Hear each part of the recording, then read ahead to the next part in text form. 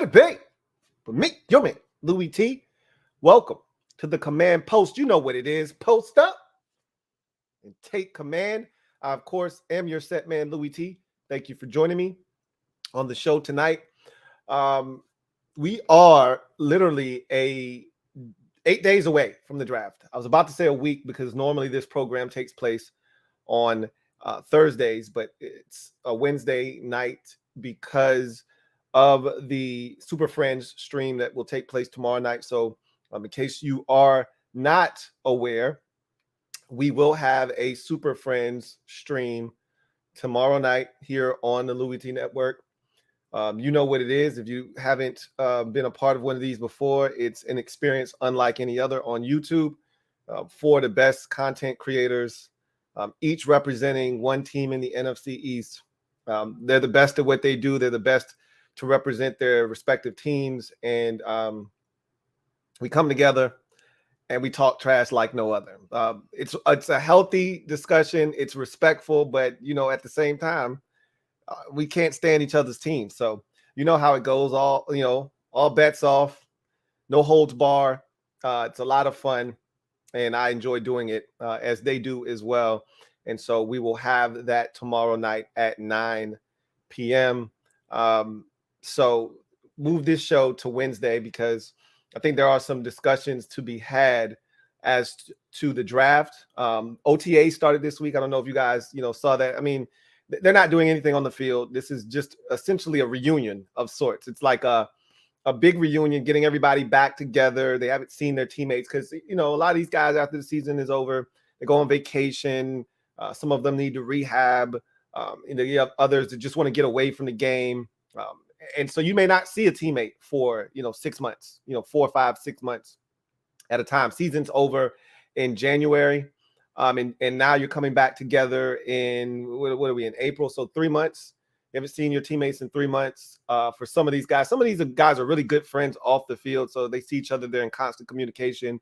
A lot of these dudes are gamers. So they're getting online, gaming with each other. But for some of these dudes, they haven't seen each other. So it's cool to see teammates get up with guys you haven't seen in quite some time, lift some weights. That's pretty much what this is, strength and conditioning. You get in, you get into some shape. They want to see what you're doing with your body. And then you get in there, they get their hands on you, get some work in. So we got 100% attendance this year. That was a big conversation last year. It was nonsensical, if you ask me. Chase Young didn't play poorly because he didn't show up for OTAs. That's nonsense. He just didn't play well last year for whatever reason. I have my reasons, but we don't need to go down that path again. Let's see if he is able to turn it up this year or not. But he was there. So was Terry McLaurin. There was a lot made of Terry and was he going to be at OTAs. Remember, there are a lot of receivers. We had this conversation. I had this conversation with you guys a month and a half, 2 months ago, where I told you guys, look, this is how this is going to go. A lot of you are starting to get antsy, and I don't know why. I've had this conversation with you. I told you how this was going to go already. I said, Terry isn't getting a deal done until July. Look at what happened with Jonathan Allen. Okay, I said there are other receivers in that draft class that aren't first-round picks, A.J. Brown, D.K. Metcalf, Deebo Samuel, that are all looking for new deals in addition to Terry, and everyone's going to kind of try to wait to see what the other guy does first because you see, you go first, and then your money gets dwarfed, and now you feel like you could have gotten more. So you kind of want to take a step back, analyze the situation. When Christian Kirk is out here getting damn near 20 a year, you got to assess the situation and say, okay, if he's getting that, what can I get? So, Tyreek Hill reset the market along with Devontae Adams. Those guys are in a different level, though. DK Metcalf, Deebo Samuel, A.J. Brown, they're not in that same category with Devontae Adams and Tyreek Hill. Those guys are all pro wide receivers. None of those guys that I just named, including Terry, are all pro wide receivers. They're Pro Bowl caliber wide receivers, but that's a different category. So you don't have to worry about those guys pushing that $27, $28 million a year envelope. However, I think that number, and I've said this already, it starts at 20 for these guys, and I think it's going to end up somewhere in that $22, $23 million neighborhood, maybe even 24. I don't think it goes any higher than 24 for any of these guys, but it's somewhere in that neighborhood. But again, if somebody goes first and they get 22, then the next guy may go and he may get 22 and a half, and then the guy may go after that and get 23, and then somebody may go after that and get 23 and a half. That's how this usually goes. So everybody's kind of waiting and jockeying for position. At the end of the day, I think numbers will start to get thrown around as we get closer to training camp and deadline spur action. Terry isn't like a lot of these guys out here because, as you see, Deebo Samuel has already requested a trade.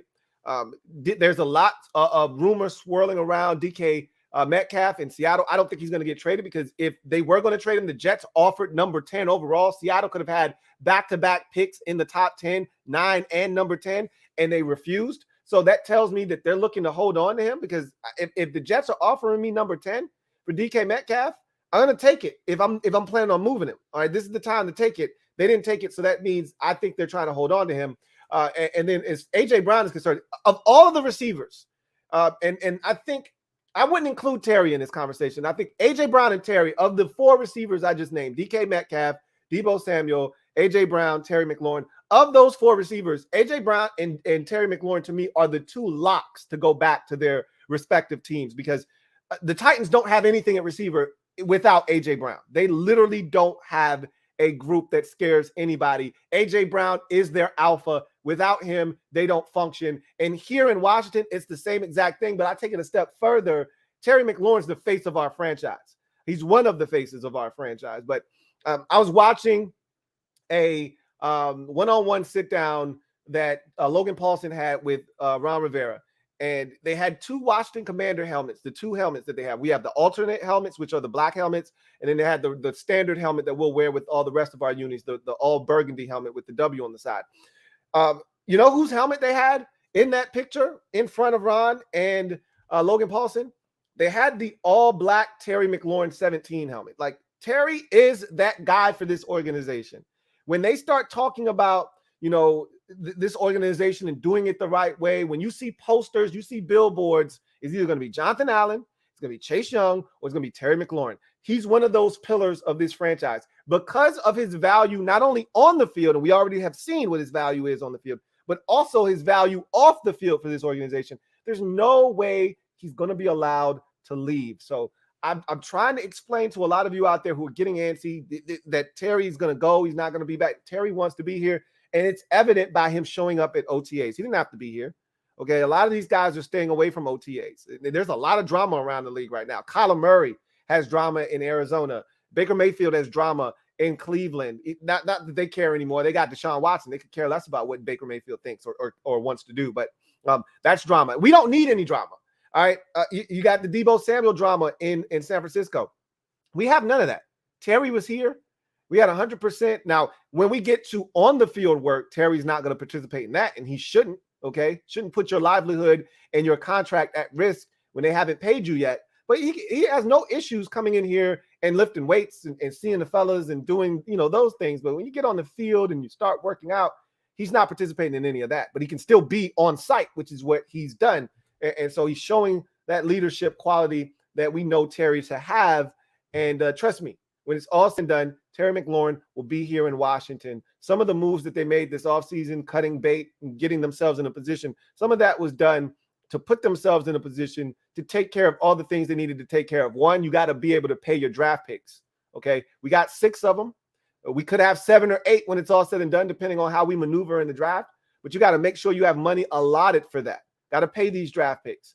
But also, don't fool yourself. They're also positioning themselves to make sure that when it's time to talk turkey with Terry, they've got the money to be able to do that as well. And I told you that money that is going to be freed up with Landon Collins post June 1, that's going to go a long way in making sure that they secure Terry's services for the future. And if a guy's still out there, like a Landon Collins, for instance, that hasn't found a new home and he's interested in coming back and we're interested in bringing him back, again, a lot of that's going to be dictated by what happens in the draft. You get Kyle Hamilton, there's no need for a Landon Collins to be back. You don't address safety. You don't get a linebacker or a safety that fits that Buffalo nickel role. And really, what a Buffalo nickel is, I saw somebody, I think the Cold Talker, asked this question in the comment section, so I can knock this out real quick since we're on the topic. The difference between a linebacker, because he said, can Jamin Davis play Buffalo nickel? That's not necessarily what the position was designed for, and his skill set isn't designed to fit that role. So what a Buffalo nickel essentially is a big nickel. So nickel is usually a slot corner, okay? Slot corners over time in history have been diminutive defenders, whether it's a free safety dropping down that's a 6 foot, 201 pound safety, or it's a 187 pound, cornerback that's 5'11". Like, these guys are diminutive. They're not the biggest guy. They're not always the best in run support. And so you want a guy that can play that same role, but you want him in a supersized fashion. So you would prefer him to be 215 or 220 or 225 pounds, but you still want him to have cornerback / safety athleticism and movement skills. So no, Jamin Davis would not fit the Buffalo nickel. He's just a linebacker. You want a guy that can drop over the slot, play a receiver or a tight end if need be, but also come down and run support like another linebacker. So that's what that position entails. You really want a big safety there, if at all possible. We've seen guys like Cam Curl, who isn't the biggest in the world. He's more like a corner body type, but he plays physically. He plays bigger than his size.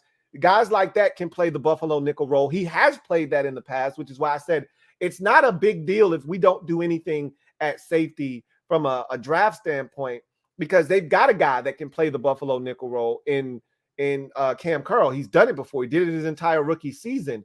But I think they love the versatility that Cam Curl provides, and he can move around and do so many different things that you want more depth. At the end of the day, I don't trust Derek Forrest. Okay, if that's the depth that you have at safety right now, because think about what it is. That's the thing that scares me the most about this roster. Last year, we had depth everywhere. We just didn't have a ton of frontline, grade A starters, but we had depth everywhere. The depth wasn't the issue. Okay, for me, this year, depth is an issue. We don't have defensive line depth. We don't have depth at safety with all the injuries. You might want to turn the air on. I forgot. Oh, so you don't have frontline depth. So when I look at the safety position, I get nervous because there's no more DeShazer Everett. There's no more Landon Collins. So now what does that depth look like? At the defensive line, there's no more Matt Ioannidis. There's no more Tim Settle. So what does the depth look like on that defensive line? That's where I'm concerned now, is the lack of depth at certain positions. So those are the things that I kind of take a look at. And when we start evaluating this roster, tight end is another position where I'm looking at it and I'm like, we're a guy short depth wise. We're one player short depth wise, because you still got Sammy Reyes, and you got John Bates, and you got Logan Thomas, who's on the mend. But there's a gap in between Logan Thomas and John Bates. Logan is your 1, John Bates is your 3. There's a gap at number 2 at the tight end position that needs to be filled. And I assume that guy's not on the roster right now, because I don't think Sammy Reyes is ready to fill that role yet. So at the end of the day, when I look at this roster, there are some issues with the roster. There are some positions that I am concerned about. But for me, the Buffalo nickel is one of those positions where we've got a guy already that can handle that. Now, if something were to happen to Cam Curl, that's when you could get into a bit of a quandary, because then all of a sudden you don't have a guy that can step in and fill that Buffalo nickel role as effectively as you would like to. And that's why I say that that's something that they might have to address, whether and maybe Derek Forrest can do that for them. Maybe he can be another, guy that we can rely on. I told you, I watched the tape on Derek Forrest. I wasn't impressed. I saw him as more of a special teams guy, similar to DeShazer Everett, even though I liked DeShazer Everett when he played. But I see him as another one of these special teams guys, like a Troy Apke, for instance, where I'm not really looking for anything else other than for you to be a demon on special teams. That's what I view Derek Forrest as, not necessarily as a guy you put on the field, but I could be wrong about him. So it was good to hear that everybody was at OTAs. Terry's there. I expect something to get done. I wouldn't panic if I were you. If you're concerned about Terry getting a deal and you're seeing all these receivers out here bucking off and requesting trades, and you're worried Terry's going to end up in that category, don't. Okay, Terry's cut from a different cloth. Our situation is totally different. And like I've said before, Ron has his guys. Ron came here. He came here with an open mind and a blank slate, and he's like, okay, I'm not giving anybody a contract extension. I want to see what these guys are, see how they fit into the program, and figure out which guys we can build with moving forward. And he quickly identified Jonathan Allen on the defensive side and Terry McLaurin on the offensive side as guys that are pillars of this organization that will be here for the long haul. They paid Jonathan Allen already last offseason. They're going to pay Terry this offseason. So there is nothing to be concerned about if you're a fan of this team. Now, as far as the draft is concerned, I looked at a few things draft-wise, going into this last week, essentially, before the draft. And, I got to thinking about number 11 overall. And I said to myself, is there any way that Washington could mess up the 11th pick in the draft? And so I want to ask this question to you guys out there and see how you feel about this. Is there any way that you could be disappointed by what Washington does at number 11? I just find it really hard to believe that they can mess this up, because there'll be so many guys either sitting there for them to take, or the guy that they want will be there for them to take. They could trade back and pick up draft capital. I mean, I think the only way, and I've played around with this in my head, but it's hard for me to envision this happening. But the only way I could see them messing this thing up is if they traded back too far, and I don't see them doing that, right? I don't see them trading back to 23 or 22 or 26. I don't see them doing that, right? But the only way I could see them messing this up is if they trade back too far, they end up getting a marginal player, and they pick up draft capital thinking that they've outsmarted someone. That's the type of shit Bruce Allen would do. He'd trade back, feel like he fleeced someone. Oh, we got all this draft capital, and then proceed to pick garbage players that don't help this team moving forward. And then we look back at the trade and said, well, that didn't work out well. Similar to 2008. Now, that wasn't Bruce Allen, but similar to 2008 when Vinny Serrato thought he was getting over on someone, when we had all those second-round picks, and you ended up with Devin Thomas, Malcolm Kelly, and Fred Davis, and all of them ended up being a big fat nothing burger for this organization. Like, that's the biggest fear. But I don't see that coming to fruition. Like, I put that at a 0.001% chance of happening. I don't see us trading back. If we do trade back, it's not going to be to 20-something. And I think it'll be 15, 17, 18, something like that, somewhere where you can still get a quality football player that's relatively high on your board and get some more draft capital. So I don't think there's a way we can mess up 11. But I want to ask you, is there something that could be done? Maybe, and I don't even know if this would be a bad thing, but I think the only way I would walk away disappointed on draft night, like if you're here with me, draft party next Thursday, April 28th, we're hype, we're counting down, and we're finally on the clock. Washington's pick is in. They're about to announce it, and we've been hyping this thing up for the last hour and a half, and now it's here in front of us. And the only way that crescendo can then be reached, and then there's just flatline afterwards, for me, probably would be if a guard was the pick. You know what I'm saying? Like, if Kenyon Green is the pick at 11, I think there would be a moment of silence, and then followed by people throwing things at the television screen and things of that nature. Then a lot of curse words and things might be said. That's the only way I think people would be disappointed. And it might not turn out to be the worst thing in the world, but you don't have to do that at 11, right? Like, I think that's the thought process. You don't have to do that at 11. You don't have to get a top-notch guard in the first round to get a good guard. Like, I think that's the only way I would be disappointed. But I don't see us doing that either. It's like really hard for me to wrap my brain around us messing up number 11. What says you? Is there a way Washington could somehow destroy this 11th pick, do the wrong thing, mess this thing up somehow? Is there a way in your mind you could see them, bumbling and fumbling this thing away? I can't see it happening. I don't know if you guys, and shout out, let me get my phone real quick. I want to give a shout out to somebody because I had no idea about this video. Somebody sent me, and I get a lot of things every single day from you guys. And I told you, I welcome that because, again, I don't see everything. And, I'm super busy, and sometimes I miss things. So let's see. I got from Ron Rivera's burner. Okay, at Ron Rivera burner. Shout out to at Ron Rivera burner. Really appreciate you sending me this clip of Ron talking with former Washington tight end what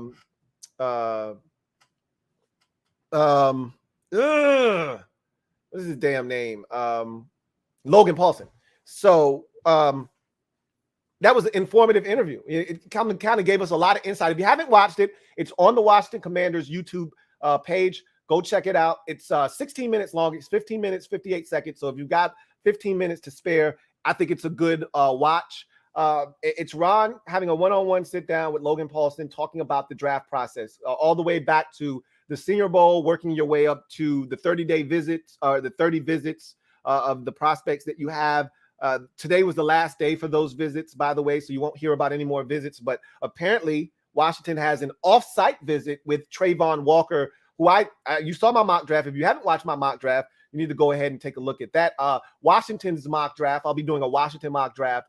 That will be out this weekend, so you'll have a chance to take a look at what I think Washington will do with their 6 picks overall in this draft. So that'll be coming down the pipeline this weekend, so keep your eyes peeled for that. But I put out my mock draft, and I have Trayvon Walker, spoiler alert, going number 1 overall, if you haven't already watched it, to the Jacksonville Jaguars. So why the hell does Washington want to talk to a guy that could potentially go number 1, probably won't go any worse than number 5 or 6 in this year's draft? You definitely won't get past the Giants' second first-round pick at number 7. That is for certain if he's still on the board. Why would we be talking to this guy? There's a chance that Washington feels like maybe he could fall. Maybe they may trade up. Who's to say? You never know. This is why you do your due diligence and your homework, because everyone's talking. Look, it's people like me. They're draft pundits out there. We're the talking heads that claim to know what's going to happen. We're projecting things. You don't know what's going to happen on draft day. Who could have predicted that a video of Laramie Tunsil with a gas mask on taking a bong hit would surface the day of the draft, and he would fall all the way to like number 12 to the Miami Dolphins? This guy was going to potentially in the running to be the number 1 overall pick in the draft. He dropped to 12. Like, no one could have predicted that. This is why you do your homework, because you don't know what is going to happen on draft night. So you put yourself in a position to be able to take advantage of an opportunity should one fall in your lap. Same thing with Kyle Hamilton. The consensus is he's not going to be there at 11 for Washington. But what if he is? If you're Washington, it's something that you need to play out in your mind over and over again and in your war room, so that if the opportunity presents itself, it's this greater value than taking one of the Ohio State wide receivers. It's getting Kyle Hamilton for this defense as a Buffalo nickel and a versatile defender that can do multiple things. Is that more valuable than getting Terry, a running mate, opposite of him on the other side as a number 2 wide receiver for this offense? Which one weighs more? Because you can always get a number 2 receiver in the second round. Now, it's not going to be the caliber of the guy that you're selecting at 11, clearly, okay? And a lot of you, Christian Watson, not going to be there at 47. George Pickens, not going to be there at 47, okay? I need you to understand that these guys that don't go in the first round, Jahan Dotson, all of these receivers that don't quite cut it, and a lot of these dudes will go in the first round, but the ones that spill over into the second round, they won't be there for very long. They're not. It was going to be tough to get your hands on one of those guys at 42. We moved back 5 more picks with the Carson Wentz deal. It's even harder now, because now you're in the middle of the second round instead of being closer to the top of the second round. So all of these guys that you really like, that you think, oh, no worries, we can get George Pickens in this. No, you won't. George Pickens will be selected at 35 or 38. He will not be there at 47. Christian Watson, I think, sneaks into the back end of the first round, even though I didn't mock him there. I could see Green Bay taking him at 28 with their second first-round pick. I could see Kansas City taking him. I don't think Kansas City does it because they've got MVS. To me, that's a perfect comp for Christian Watson and what his skill set is. Green Bay just lost MVS, so why not replace him with Christian Watson, probably a better version of him? So all these guys that you think are going to be there in the second round, more likely than not, won't be. So if you pass on receiver at 11 and take Kyle Hamilton, and if you do that, there's no wrong answer. If you pass on Kyle Hamilton to take the receiver, I won't bat an eye. If you pass on the receiver to take Kyle Hamilton, who is clearly the best safety in this draft, and you could argue the best pound-for-pound player in this draft, I wouldn't be upset about that either, and I wouldn't blink. So this is why I say I don't know if you can mess 11 up, because if Kyle Hamilton falls to you and you take him, you feel good. That's tremendous value. If Kyle Hamilton isn't there, Chris Olave will be. I guarantee you that. Garrett Wilson will be. I guarantee you that. So you feel good about one of those guys. It's just hard for me to fathom that, both Olave and Wilson are gone and Kyle Hamilton is gone, because if that happens, then one of these corners is going to be there. Not Sauce Gardner, more likely than not, but Derek Stingley Jr. is probably there. Okay, there's still value here, right? There's still a guy here that you feel really good about taking that can come in as a supremely gifted talent and potentially change the game for you. Like, there's going to be something at 11 that is going to make you feel like, okay, that's good value. I feel good about the pick. So, or you fit a need, you checked off a need box with a damn good football player. So it's hard for me to think that they can mess this up. So what says you out there? I'm dying to know what you guys think about the, number 11 overall, number 47. To me, our draft is really centered around 3 picks right now. That could change. It's subject to change because anything could happen. They could trade back from 11. They could trade back from 47. Anything could happen. But right now, to me, this draft is really going to be made up of what we end up looking back on this draft and evaluating will probably be the first 3 picks, not the latter 3 picks. Okay. Your first round, your second round, and your 4th round pick are going to be the ones that I think will be the ones most heavily scrutinized, because those are the players we will be counting on the most to produce for this team. Those 2 6-rounders, or the 1 6-rounder and the 2 7s, hey, cool. If they make the team, great. If they don't and they're on the practice squad, that's usually what happens to 6th and 7th rounders. Okay. So at the end of the day, I'm not putting too much stock into those final 3 picks. You want to try to do your best there, and hopefully you get lucky with a Cam Curl, someone like that. But more likely than not, your 6th and 7th round picks are going to end up being Khaleke Hudson. They're going to be, guys that are, Derek Forrest types. Some of these guys that I don't see them having much more impact than on special teams. They're not really going to be key contributors. Cam Curl is an outlier. He's the opposite of what you expect. He's not the norm. So I don't anticipate us, Dax Milne has a chance to solidify himself as a key core player on this roster with the opportunity that he will be presented with as a slot receiver this year. He can either run with it as soon as he gets to camp, or he can kind of fall back, not take a monumental step forward, and somebody else will take his spot. And he'll end up on the practice squad again, like he was last year for most of the season. So he'll have an opportunity because there is no Adam Humphries. Someone's got to fill that void. And I think they've pegged Dax Milne. We talked about it when he got drafted last year. His role wasn't to come in right away and play. His role was to learn from Adam Humphries, soak up as much knowledge about the slot position as possible, and then use that to his advantage to become a core member of that receiving core. He's got a chance to do that this year as a 7th round pick. We'll see if we are able to get, a guy or 2 in the back end of the draft, but I'm really focused on 1, 2, and 4. Those are the guys that I'm looking at and saying, we can't afford another AGG in the 4th round. Like, we got to hit on the 4th round because you only got 6 picks. You don't have 10 this year like you did last year. So you can't afford to whiff on the 4th rounder. You can't afford to miss on your 4th round pick. That has to be a hit this year. So 1, 11, 2, 47, and 3 or 4, which is 113. Those are the picks I'm really focusing on, because I think those are the guys you're going to get that we are going to look at as either day 1 starters or key contributors, relatively early in their rookie seasons. So I'm anxious to see what is done. I'm going to put out, like I said, my Washington mock draft this weekend to give you an idea of what I think we'll do. And remember, last year I wasn't too far off. I think I didn't have players. I didn't get players right necessarily, but I got positions right. And I told you guys, I walked you through the draft. I said, hey, this is the position that I think we'll be taking in this round and then in this round. And I think I had hit up until we made the trade with Philadelphia to go and get the long snapper. I think I was hitting them like this. Bam, bam, bam, bam, bam. I said, this should be a tight end. Bam, it was a tight end. I was like, this should be a safety. Bam, it was a safety. Like, I was on it last year. Now, again, I couldn't predict the player that we were going to take, but I could kind of give you a feel for what they should be looking for. I don't know if I can do that accurately or not this year, because what I view as big needs and what they view as glaring needs on the team are two different things. So I don't know. And clearly, if I had to guess right now, I've already given you what I think is going to happen. I'll give it to you again, though, for those of you who forgot or may have missed it the first time. They've been aggressive during these 30 player visits, aggressively going after the running back position, which tells me they're interested in upgrading the position. And it's not to take Antonio Gibson's spot, nor J.D. McKissic. It's to, I think, compete the back end with Jaret Patterson to really bolster that group and complete it and make it whole. Because I look at Jaret Patterson and he's cool, but if Gibby has to come out of the game, no one's afraid of Jaret Patterson. That's the reason he was undrafted.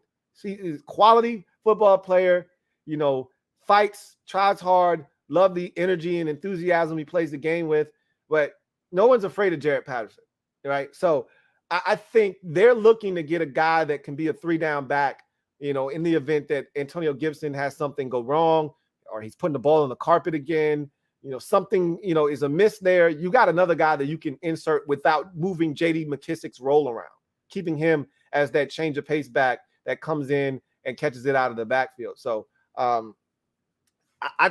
really think at 11, I'm sticking steadfast to this. We're going to take a receiver. And I think that receiver's name is Chris Olave. Even though there's a lot of discussion, again, I'm going to tell you this, though. If Kyle Hamilton is there, I think they take him. I don't think he's going to be there, so hence they take Chris Olave. But I think if Kyle Hamilton's there, I think they'll pull the trigger on him. I think they feel like that's better value. But Olave, I think, is ultimately going to be the pick at 11. Then you get to 47. I really strongly believe, and I don't think they're going to be there. As a matter of fact, I could see Breece Hall going in the first round, similar to the way Travis Etienne snuck into the first round last year. I could see Breece Hall, 25, 26, 27, 23. I think it starts with 23 or 24 with Arizona, where he starts to really come into play. I could see a guy like Breece Hall going in the back end of the first round. But even if he doesn't, I don't think he or Kenneth Walker III last until 47. That said, I think if one of those two guys are there, they take him at 47. Okay. I think they're the only two running backs Washington is entertaining taking at 47. Anybody else, they feel like they can wait on. Okay. And I concur. Okay. I agree with that assessment. Those two are the best two backs in this year's draft class. So if they're available, you take them. If that's how you feel, if that's what you feel like you need to do with the running back position, then you take them. However, everybody else can wait. And you can go address linebacker at 47 at that point. Then I think at 113, if you haven't addressed running back, that's the time to do it. That's the time to do it. Right there in the fourth round, if you're going to do it. I would say, hey, take a look at nickel corner at 113 in the fourth round. Like, let's not wait until the end of the draft in the 6th, 7th round to try to go get a nickel.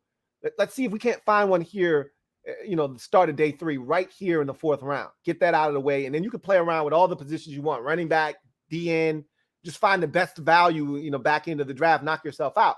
But I still feel like nickel corner is a conversation that we need to have. I like Danny Johnson, and unless they're willing to give, similar to Cole Holcomb, where they're looking to give Cole Holcomb an opportunity to play middle linebacker should they not address the position via the draft. I feel the same way about Danny Johnson. I like him. I like what he did last year. If you're really going to give him a chance, then give him a chance. But if not, you need to draft someone. That's what I think needs to be done at nickel corner. But again, we'll see, what they decide to do. I think that's another position that we lack depth at, to be honest with you, is corner in general. I mean, you got Benjamin St-Juste, you got William Jackson III, you got Danny Johnson, and you got Kendall Fuller. Really, that's it. After those 4 guys, there isn't another lock on the roster. There isn't even another developmental guy on the football team at the cornerback position. So I don't really know what exactly they're going to do at corner, but we need more corners. And it doesn't have to necessarily just be a nickel. We just need more bodies, because if I'm not mistaken, the guy that stepped in for us last year from Detroit, I can't remember his name. He's gone. I think he's no longer here. And I mean, really, and we had the kid last year that tore his ACL that was playing really good football, Torrey McTire.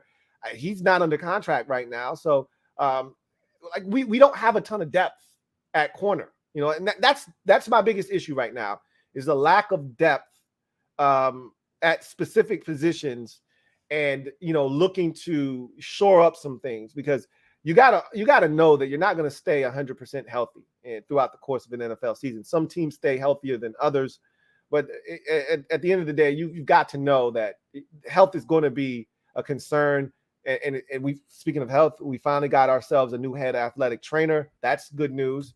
So there is a little bit of finally a bit of stability there. That's the word I was looking for, stability with our athletic training situation.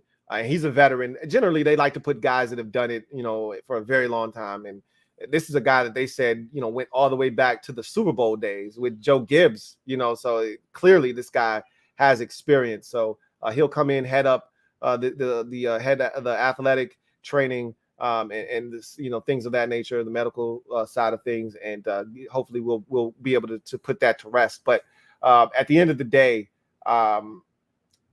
depth is something that I worry about with this team, you know, a little bit more so than maybe some of you out there. But the defensive line depth isn't great inside, especially at defensive tackle. The safety depth I worry about. This is the first time I've worried about safety depth in quite some time, because we've always had DeShazer to fall back on. We've also always had, and he may still be here. I haven't heard anything, but Jeremy Reeves has always been a guy that you could fall back on. But you know, those and having Landon already there, those crutches are no longer there. They've been kicked from underneath us. So some of these positions are a little, you know, worrisome. Corner, safety, which were really high on my list in terms of off-season priorities. Remember, my list went like this: figure out quarterback. Number 2 was figure out middle linebacker, which, again, I didn't say you had to draft or sign someone. I just said figure it out. Well, maybe Cole Holcomb's the answer there. My number 3 on the list was secondary. It was safety and corner. Like, we needed to really address that position. We need more depth. We already knew what was going on with DeShazer Everett. We already knew that Landon Collins could potentially be a liability, even though he was supposed to be here. If you don't make the Carson Wentz deal, he's still here. But we knew he was a liability going into the offseason, and there was a chance that they could move on from him. So to me, that was another position that needed to be addressed. And then 4th on that list was receiver. Okay, needed to do something at receiver. So to me, and that was before I figured out that I knew that we weren't going to have Tim Settle back more likely than not. But I didn't expect Matt Ioannidis to be on the chopping block as well. So not to mention offensive line depth. We still need to address that. There still needs to be another offensive lineman added to the mix inside as a guard. So to me, there in tight end as well. Like, there's a lot of, like, I don't think our front line is as bad if we're healthy, which right now you can't say with 100% certainty that that's the case, because a guy like Logan Thomas is still on the mend. A guy like Chase Young still on the mend. You don't really know when these guys will be ready for action quite yet. You don't want to rush them back. But if we're fully healthy, I don't think our frontline starters are bad. The problem with this roster now is depth. You know, last year you were like, yeah, the frontline starters are okay, but if they get injured, you know, the depth will be tested. But we thought we had depth until we didn't have it. You know, until guys started dropping like flies, and then you really had to tap into your depth, and you're on your 5th center of the season. You're playing with, you know, 5th and 6th receivers. You got DeAndre Carter, who's supposed to strictly be a special teams guy, returning kicks for you. He's playing a pivotal role as a receiver. Like, if we don't get his production, we're screwed. Like, we were never supposed to be in that position at receiver. But you don't know what's going to happen, which is why the depth is important. So tight end needs a little bit of adjusting. Offensive line, in particular, interior wise, needs some adjusting. Depth wise, defensive line, in particular, defensive tackle needs some adjusting. Depth wise, safety needs some adjusting. Depth wise, corner needs some adjusting. Depth wise. So again, it's going to be interesting when you only have 6 picks. And they'll scour the free agent market after the draft, if you know, because you can't get everybody with only 6 picks. we'll see what they decide to do. But it's interesting nonetheless to see what they decide to do. Anyway, I've talked enough. Let's get to the comment section, see what you guys have to say. Let's start the night off with my guy, Quentin Ruiz. Thank you for the super chat, Quentin. Greatly appreciate you. Who writes, do you really trust Cole Holcomb at middle linebacker? I do. I mean, there's only one way to find out if he can do it or not, and that's to put him in there and give him an opportunity. He did it at North Carolina, and he did it effectively. That's what got him drafted into the NFL.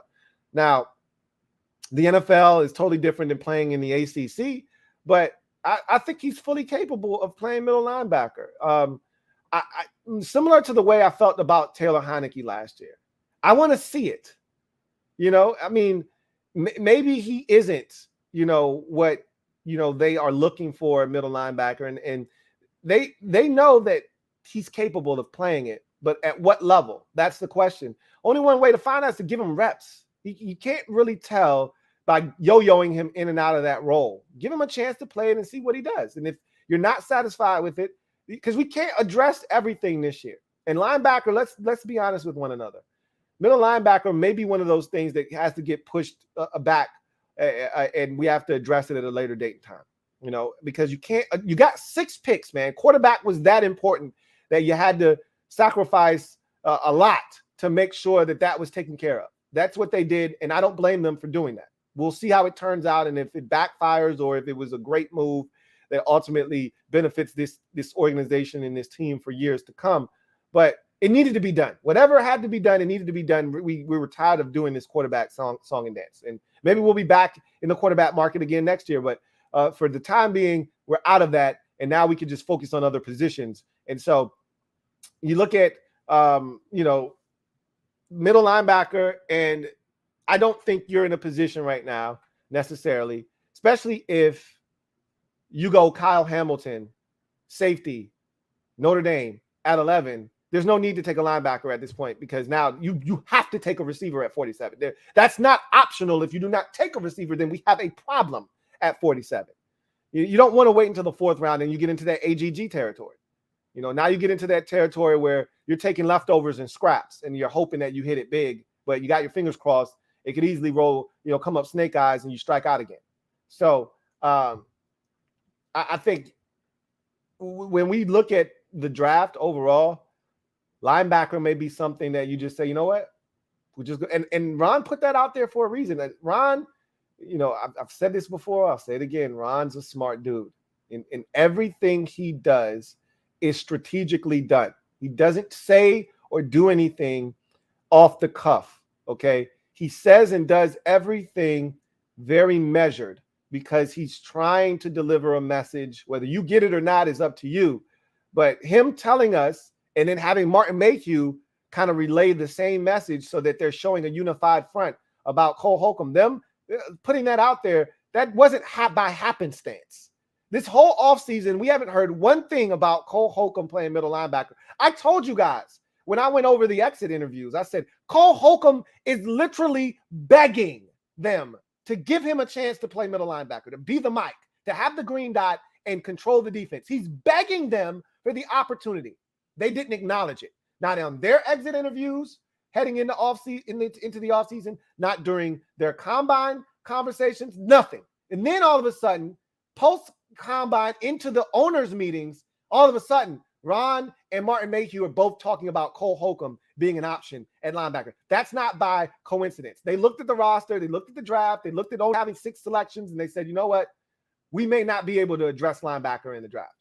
So we need to put this out there so that they know there's a chance, because the assumption going into the offseason, we got to get a linebacker, got to get him in a linebacker. So he wanted to make sure that you tempered those expectations, like, hey, might not draft a dude. We got somebody, though, just in case you were wondering what the hell we going to do. We got Cole Holcomb.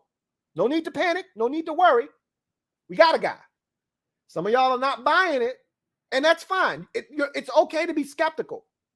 But I'm on the side of, I think Cole can do it. Only one way to find out. Give him a chance. He's got the athleticism. He's got the ability to trigger downhill. I think he's a smart dude. And I think when he gets out of his own head and just plays the game, he can be a dangerous asset for us. And I think if you just put Cole Holcomb in one spot and leave him alone, I think he could actually be really good. And maybe middle linebackers, which is somewhere he's comfortable with because he's played there before. Maybe middle linebacker is that spot. And one thing Cole has done in his career is he's done a great job of learning all the linebacker positions, because you never know, a guy gets hurt, they start shuffling guys around. You know, Cole starts out as a strong side, you get a couple of injuries, and now next thing you know, Cole's in the middle or Cole's playing weak side. So he knows all of the positions and what they're doing. And this is his third year in Del Rio's defense. So he's a lot more comfortable than he was last year, or obviously the year before when it was his first year in the defense. So I don't have any qualms about him getting an opportunity if that should be the case. But, you know, we'll see what happens. Quentin Ruiz, thank you for the super chat. Greatly appreciate you. He writes, double up. Thank you for doubling up. Quentin writes, the D-line depth scares me. Hopefully we find pieces. You should be a little bit concerned about the defensive line depth. And I'll narrow it to the defensive tackle position, because with them signing F.A. Obata and them bringing back James Smith-Williams, Casey Toohill, and, you know, William Bradley King and Shaka Toney, I don't worry about defensive end depth anymore. Okay, F.A. Obata makes me feel a lot more comfortable. I could sleep at night knowing that we have a competent backup defensive end to go along with James Smith-Williams, who I actually like. I feel good about those guys, okay? Didn't feel that way last year, okay? Feel a lot better this year. And Shaka Toney, you know, haven't been in the league 1 year now, maybe put on a little bit of weight, knows what to expect. That's another guy that I'm excited about still. We'll see. So I'm cool on the defensive end depth. Where I get nervous is defensive tackle, because, again, you got the Alabama wall of Allen and Payne, and then there is absolutely zero behind that. Now, again, there's some guys probably that they've been working with for a couple of years on the practice squad, things of that nature, that they may be excited about. I can't find the excitement, though. I can't get excited about Daniel Wise. I'm sorry, I just can't. You know, there are other guys, you know, that David Bada is another guy that they've been working with in that IPP, you know, the International Pathway Program that has been coming along. And remember, he's been a guy that hasn't counted against our roster count because he's a part of the IPP. They may be excited about him. I'm not. I'm sorry. I can't get excited about David Bada at defensive tackle. I can't get excited about Daniel Wise at defensive tackle. I need some real beef, some real depth, something that I know is a commodity that we can count on in the event that those guys need a blow or, God forbid, something happens. So I'm right there with you. I am worried about the depth on the defensive line. I'll take it a step further and just narrow it down to the defensive tackle position. We got zero depth there, man. And you're going to need it. You know, these guys are going to need blows, you know, every now and again. You know, you get to these drives, 11 plays, they got to come out. You know, I told you the thing that used to really, really piss me off is when we're in the back end of an 11-play drive and Casey Toohill's in the game in the red zone when we need a stop the most. It's 3rd and goal from the 7-yard line, and Casey Toohill and James Smith-Williams are both in the game. You're like, how are we supposed to get a stop with these guys on the field? I don't want to look up on the 12th play of a drive and it's David Bada and Daniel Wise in the game, or it's Deron Payne and Daniel, you know, Wise in the game, trying to stop a team from getting in the end zone. Like, I that can't be the solution. So hopefully they've got something. And we got, to me, you can find a defensive tackle in the 6th or 7th round. Like, if you're looking to add depth, offensive guard depth, like you can find a Chase Rouillet, which is where we got Rouillet. We got him in the 5th round. You can find offensive line depth on the interior in the 6th round. You can find defensive tackle depth in the 7th round, in the 6th round. Like, if you're looking for depth, you're not looking for starters, spend the capital on those positions back into the draft, 6th and 7th round, where you got those 3 picks. For me, guys that you're looking to start, who are going to be key contributors, you know, first guys off the bench, guys that you're thinking that could be starters 2-3 years down the road, that's the 1st, 2nd, and 4th round picks. And in the 1st round pick, that needs to be a guy that's playing and contributing right away. Same with the 2nd round pick, if we're being honest. The 4th rounder is the one where you go, okay, he might not be helping right out of the gate, but he's still a guy that needs to not only make this roster, but we need to view him as a contributor moving forward. So you being nervous about the defensive line makes totally perfect sense. 1/6 Devil Doc, thank you for the super chat. Greatly appreciate you. Thank you for being a member of the MOBB, who writes, and tell your wife I said hello. Hey, how you doing? Says, what up, Lou? Are you able to give us your top 10 safeties for the draft? Been hearing that a few are proficient at both safety and nickel corner. Hashtag Lou the GOAT. So tomorrow we're going to do the squad up for the safety position. Before my Super Friends stream, we will squad up from 8 to 9. It'll probably be like 8 to 8:45. I don't want to cut it too close because we got guests coming on. I don't want to be running late. So it'll be like 8 to 8:45. But we'll talk safeties. That's the position that won out last week on the vote.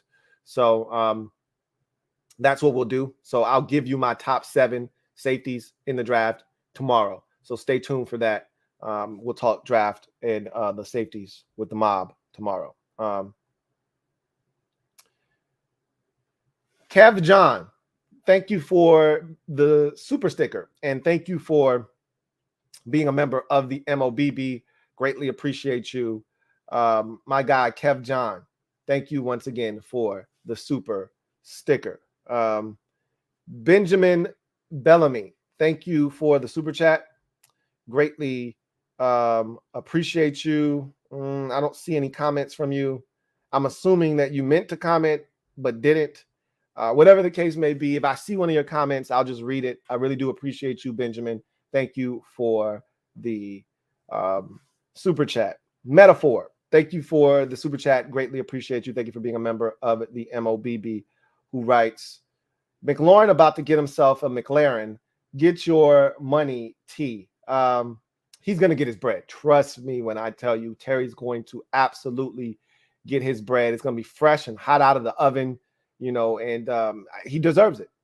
This guy's been the consummate professional. When we've had no hope, he's been one of the few rays of hope, and one of the pillars of this organization through some lean times. In 2019, when we were one of the worst teams in football, and I told you that was the worst collection of talent I've ever seen. And I've been a fan of this team, knowing what's going on since I was 5.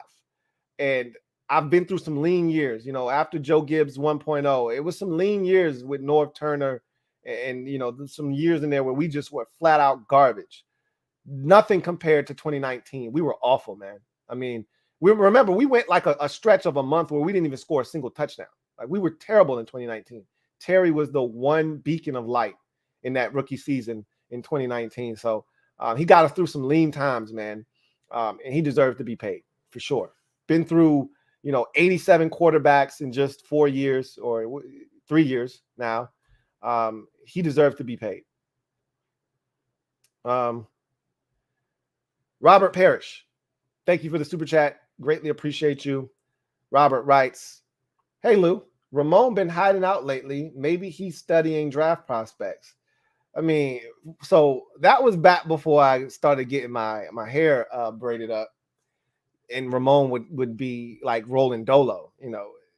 Those days are over. He's got all kinds of family members now. You've seen my hair. You know what it looks like. So, you know, Ramon, I told you I had to sacrifice him, though. You know, but it didn't go in vain. We cut Ramon in order to help the rest of the tribe grow. So if you're listening, Ramon, man, we love you. Rest in peace. And thank you for your sacrifice. It's Ramon, by the way. You got to make sure you put the accent mark right there over the O. Thank you for the super chat, Robert Parrish. Johnny Boy 26, thank you for the super chat. Greatly appreciate you. Thank you for being a member of the MOBB, who writes, possible trade. 11th pick for DK Metcalf. Trade Terry McLaurin for the Chiefs' 2 first-round picks and draft Chris Olave or Christian Watson. Jalen Petrie with those picks. Get more size at receiver without losing speed. I would absolutely hate that deal. First of all, I'm not a big DK Metcalf fan. This was all the way back to his days at Ole Miss. I think he was in the perfect spot in Seattle with Russell Wilson. because their offense allowed him to just kind of freelance, stand at the line of scrimmage, be an outlet, run deep routes. He's not a great route runner. He still isn't a great route runner. He's not a tactician. And I think there are still holes in his game. That said, he's still a freak of nature, but I'd much rather go with my Terry McLaurin than DK Metcalf. So either way, you got to pay DK too. It's not like you're getting DK and he's got 3 years left on a rookie deal. He's looking for his bread too. And so whatever money you give him, you might as well give that to Terry. I know what you're trying to do. You're trying to pick up draft capital so that you can, fill more holes, but at what expense? You're getting rid of a team leader and a guy that's done it the right way just so you can pick up more draft picks. What does that say to the rest of the locker room? Hey, do everything we ask, do it the perfect way, become a team captain and a vocal leader, and we're going to trade you. We don't value you. We're going to get rid of you. I mean, that speaks volumes in the locker room. That you'd be committing locker room suicide if you did something like that. You can't get rid of Terry. He's too big in that locker room. His voice is too big, and it weighs too much, and he means too much to this organization. It'd be a terrible move to do that, to bring in a guy that's never been here, who's been a malcontent on the field when he doesn't get the football, who has shown the ability to be a diva at times. You don't need that on the sidelines. You don't need that in the locker room. You got a guy that's everything you want out of the receiver position, everything you want out of a football player, on and off the field, and you want to trade him away? No way. I don't think that's a smart move. You're still going to get Chris Olave, so you don't need to trade anybody to get Chris Olave. You'll get him at 11. And I've already said this. Christian Watson doesn't fit this offense. And if you watch Ron Rivera's one-on-one sit-down with Logan Paulson, he talks about fit and how important that is. A lot of y'all don't think about fit. You just see measurables. You sound like scouts, whereas the coaches and the staff, they're more concerned with fit. I'm more concerned with fit. I don't just look at a player, oh, he's 6'4", 208 pounds, 40-inch vertical, ran a 4.3, 840. This guy is a beast. We need to get him. Does he fit what we do? No. The answer is no with Christian Watson. He doesn't fit what we do. Okay? I told you where he fits. He fits in Green Bay. Okay? He fits in Minnesota. He fits in Cleveland. Like, I'd love to see him end up in Cleveland or Green Bay. More likely than not, he won't get to Cleveland at 44 and they don't have a first-round pick.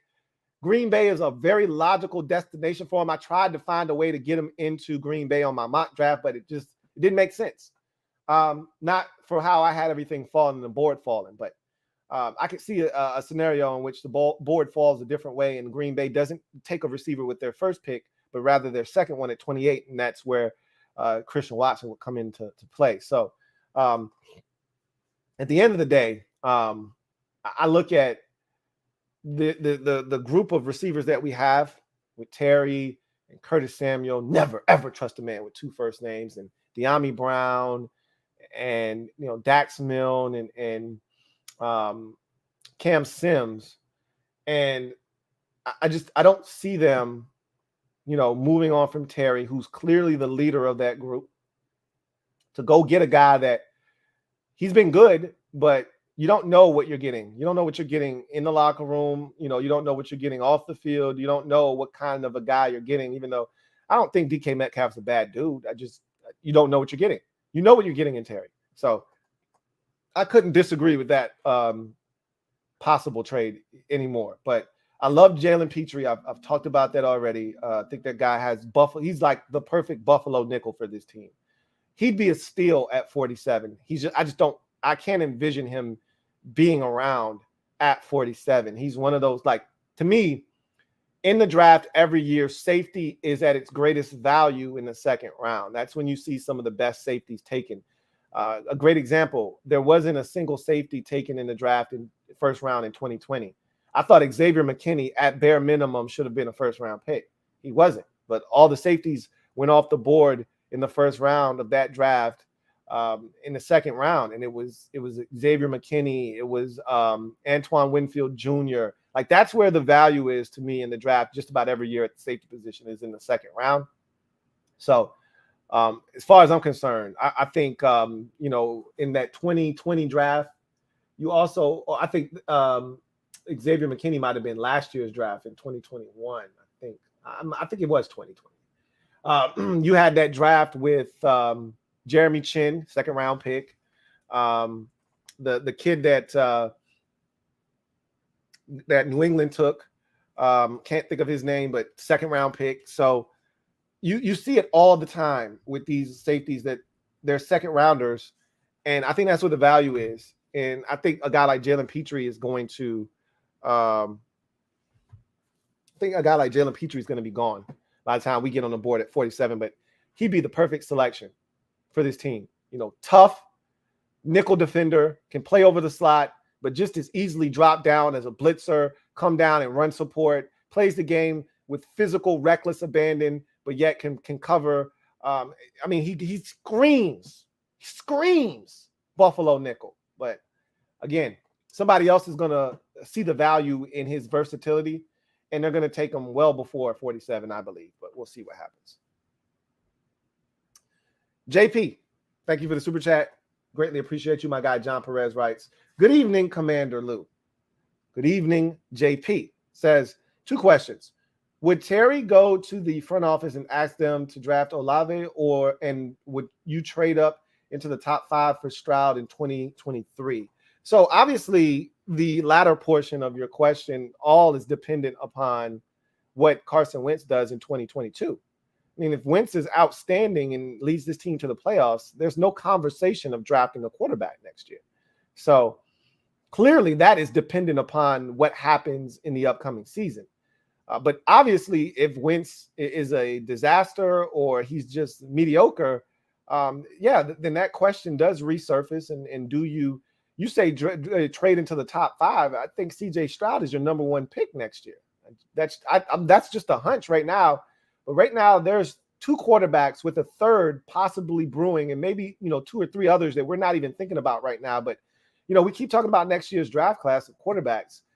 Clearly, there's C.J. Stroud from Ohio State. There's Bryce Bryce from Alabama. I don't know why I'm blanking on his last name. And Bryce Young from Alabama. And then there's the Henderson kid, Anthony Henderson at Florida.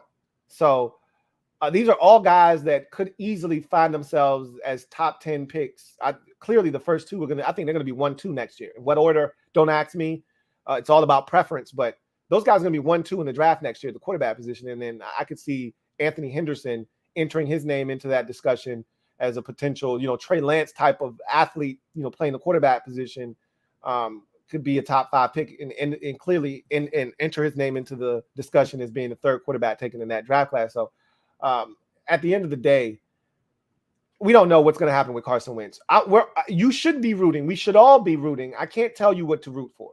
Some of you have your own agendas, which don't necessarily align with the rest of ours, but we should all be rooting for Carson Wentz to have a resurgence, get back to what he was early in his career with the Philadelphia Eagles and turn into a stud for us so we don't have to worry about drafting a quarterback. But should that not be the case, clearly trading up to get one of these guys is going to be in play. But there are going to be so many other teams with the draft capital to get up to 1 and 2 that we just don't have. We don't have the ammunition that the Giants, potentially could have. We don't have the ammunition that Philadelphia clearly has, okay? We don't have the ammunition that some of these teams that continue to stockpile picks for future drafts to make sure they're in a position to strike if need be. We're not in that position.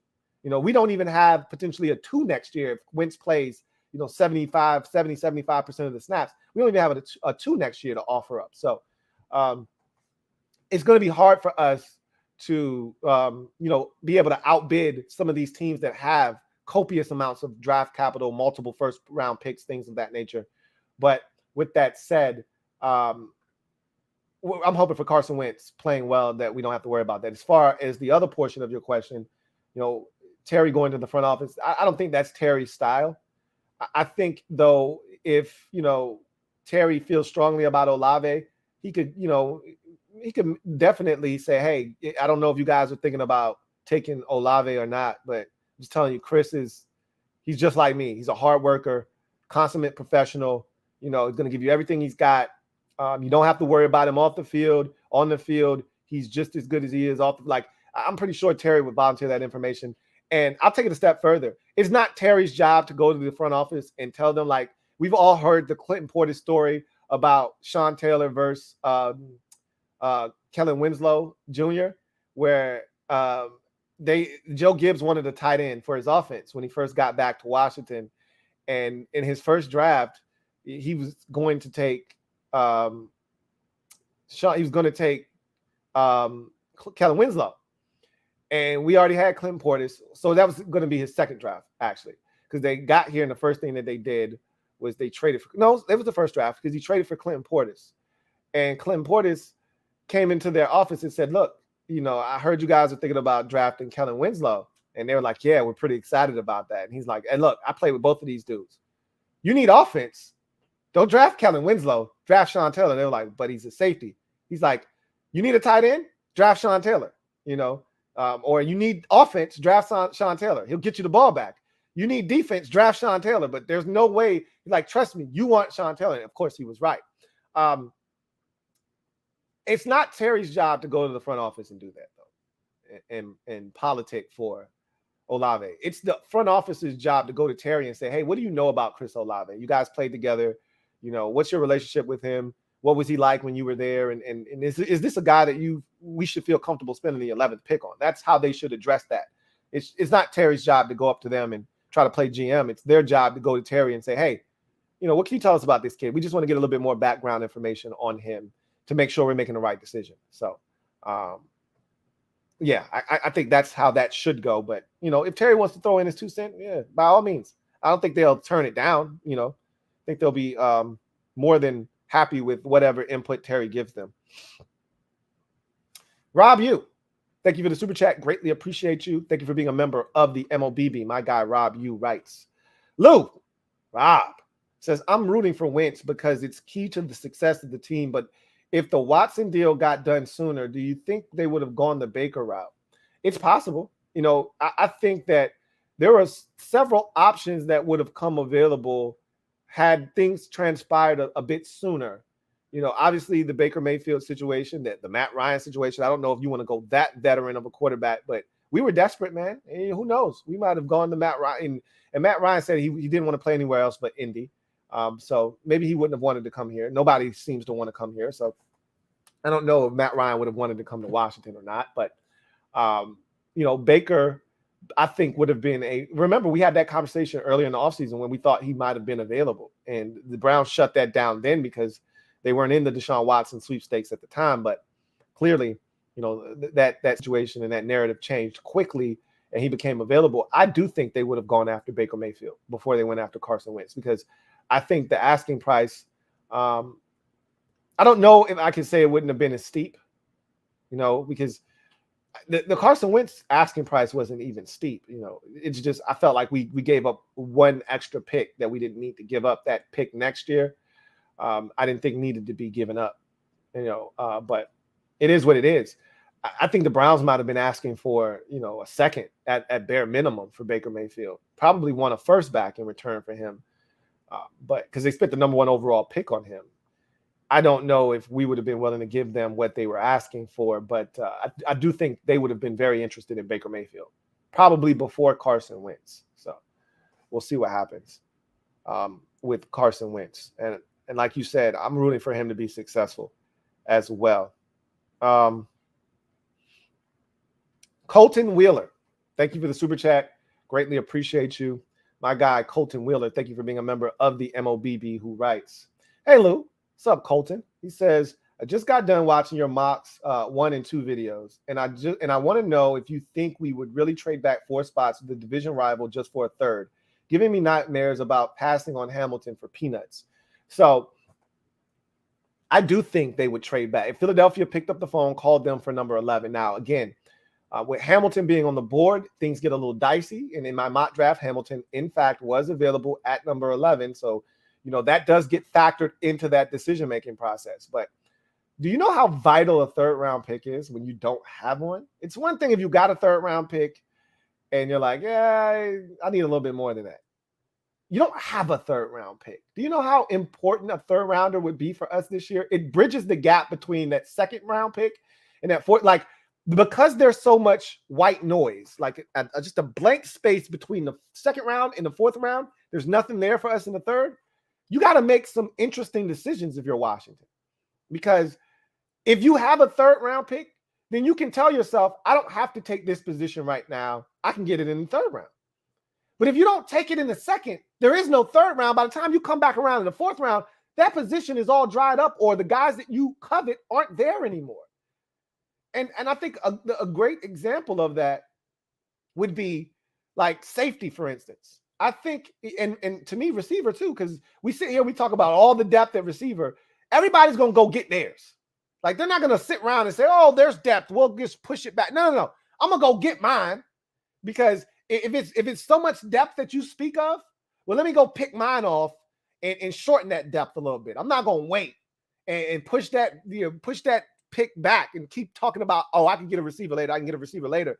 That's how you end up with, Antonio Gandy Golden as your receiver, where you tell yourself, oh, it's depth, I don't have to get it now. You end up with one of those types of dudes. No. I'm going to get mine now while it's there to be got.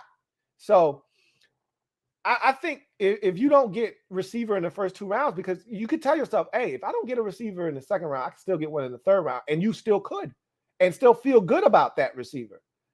You don't get a receiver in the second round after not try. Let's say you get Kyle Hamilton at 11, and then you turn around and one of those running backs are staring you in the face, and you're like, I can't pass this up. So you take the running back, you're screwed at receiver now. And again, you might be okay. You might be able to get by. Curtis Samuel may stay healthy, and you may be able to get by at receiver. And De'Ami Brown steps up in year two, and all of a sudden you're not as bad off as you thought. But you're screwed. You go back and you try to go get something in the fourth round. It doesn't look the same as it did in the second. That's where that third round pick comes into play. Now you're like, hey, if running back is here and I want to take it, I don't feel bad not taking wide receiver, because I got a third round pick. I can get a guy in the third round and feel good about that guy. There'll be some quality receivers still around in the third round of this draft. You go to the fourth round, and that's when it starts to become slim pickings. That's when, it's hit or miss. You might get a dude, you might get a dud. So trading back 4 spots with a division rival, which you mentioned.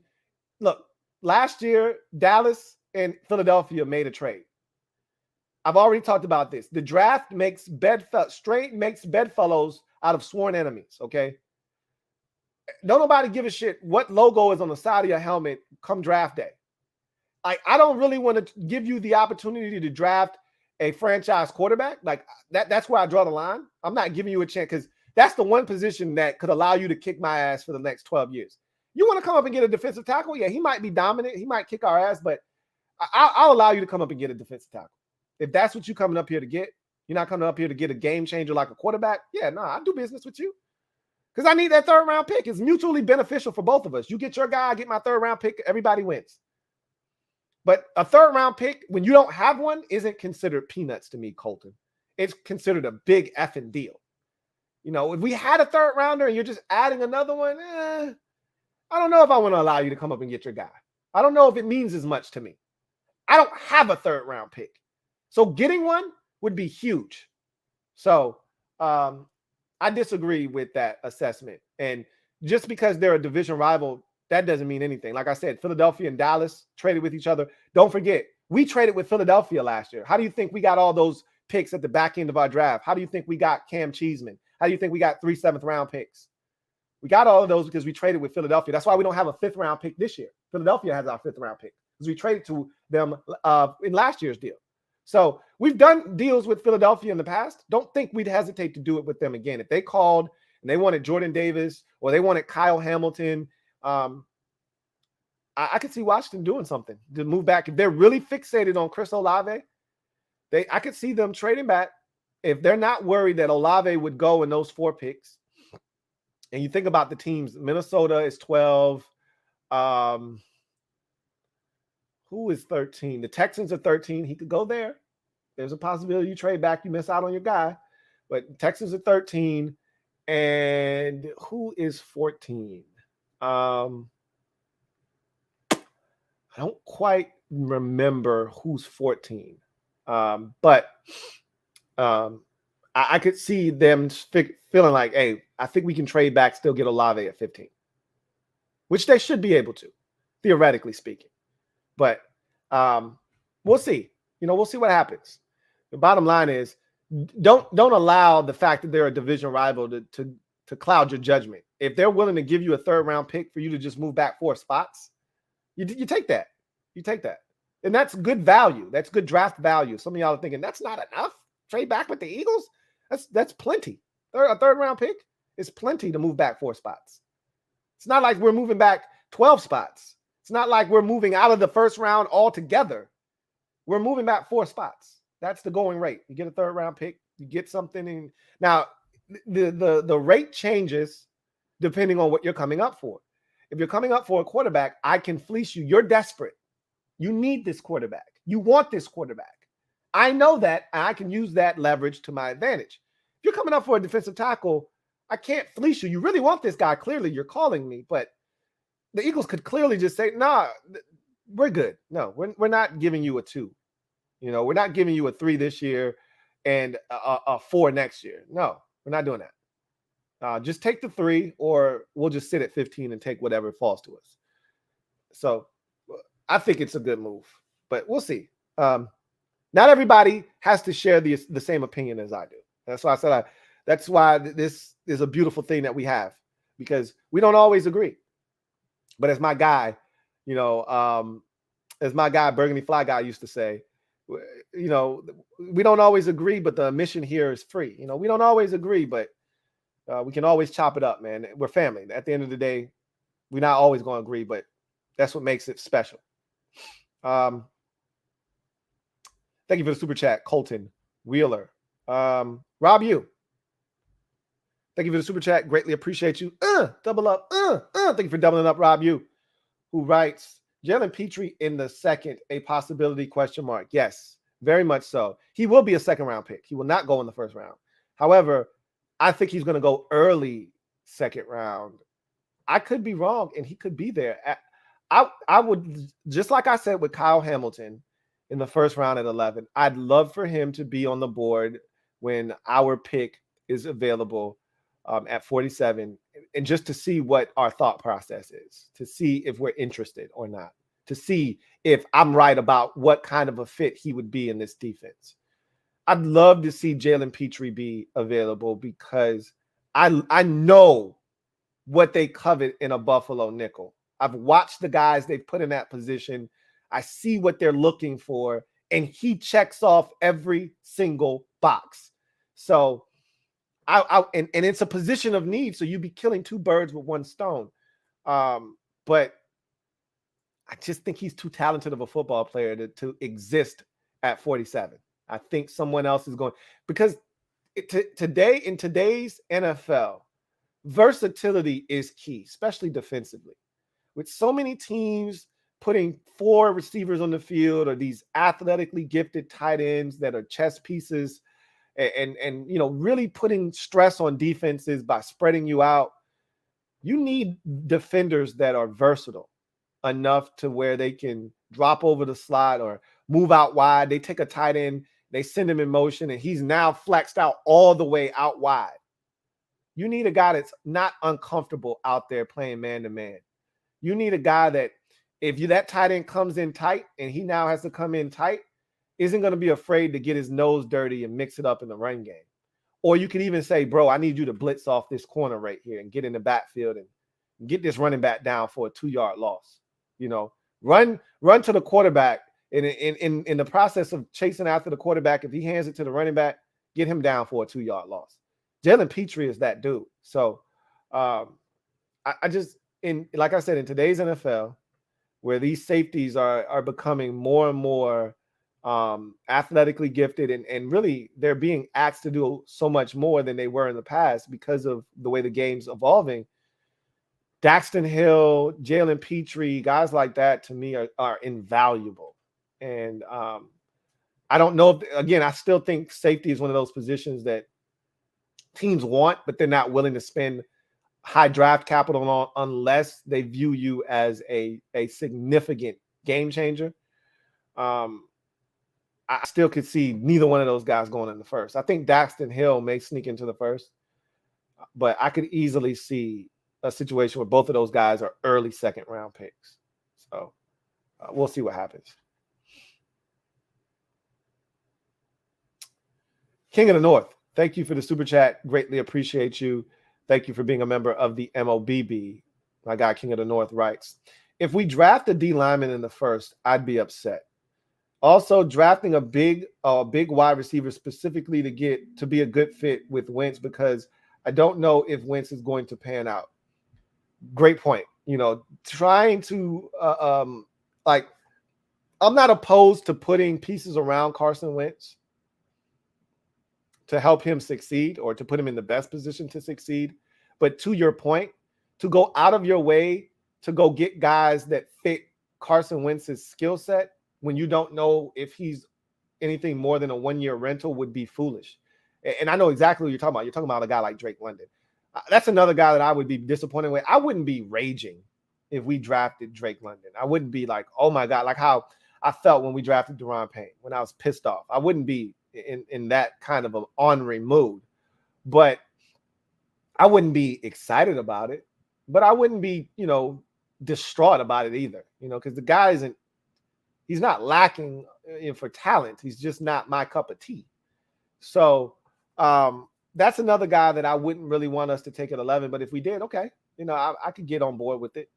But to your point, if you're drafting Drake London because Carson Wentz has had success in his career throwing the bigger receivers, Alshon Jeffrey, Zach Ertz, things of that nature, if that's why, even in Indianapolis, Michael Pittman Jr., Mo Alley Cox, Jack Doyle, his tight ends, things of that nature. If that's why you're doing this, to me, that's a mistake because, like you said, Carson Wentz could be here today, gone tomorrow. But I think they're smarter than that. And I'm willing to give Ron and company, especially Ron. Ron's been here long enough that I know his MO. Ron's smarter than that. Ron's not going to put all his eggs in one basket. He is going to, however, get players that no matter what, whether Carson Wentz is here or not, they're going to be able to help us moving forward. Whether the next quarterback comes in or, Carson Wentz is the guy, these players are going to be good no matter who's here. Like that's why Terry's so invaluable. I don't know if DK Metcalf is good with some other Joe Schmo quarterback. Russell Wilson, helped DK Metcalf get to where he was. We're going to see. This is going to be interesting because we've had this conversation about who's better, DK Metcalf, A.J. Brown, or Terry McLaurin, all those guys, in that same draft class in 2019. And, the conversation has always been, well, those guys have better quarterbacks and they've had stability at the quarterback position, particularly DK Metcalf. Well, Terry's had all these quarterbacks and he still found a way to go over 1,000 yards the last 2 seasons. And if he had not gotten injured the final 2 games of his rookie season, he would have eclipsed 1,000 yards in his rookie season as well. So with that said, how does a guy like DK Metcalf fare now that there's no more Russell Wilson for him to lean on? We're going to see. Whereas Terry's gotten it done, and no matter who's at quarterback, he's going to continue to get it done. That's the kind of guy you're trying to draft. So we'll see what they decide to do. If we draft a defensive lineman in the first round, I wouldn't be mad if we drafted Jordan Davis at 11. A defensive tackle. What that would say to me is that we're not re-signing Daron Payne. That's what that clearly would mean. You're not drafting Jordan Davis in the first round for him to sit behind the Alabama wall for 3-4 years and just be depth. You don't do that at 11. So what that would say to me is that they would be, slowly but surely, working him in. And next year, they would have him as the starter as Daron Payne would be set to hit free agency. But I don't see them going that route. I think they value Daron Payne. I think they want Daron Payne back. And I think they go in a different direction. I can't see them drafting a defensive lineman in the first round. But, anything's on the table.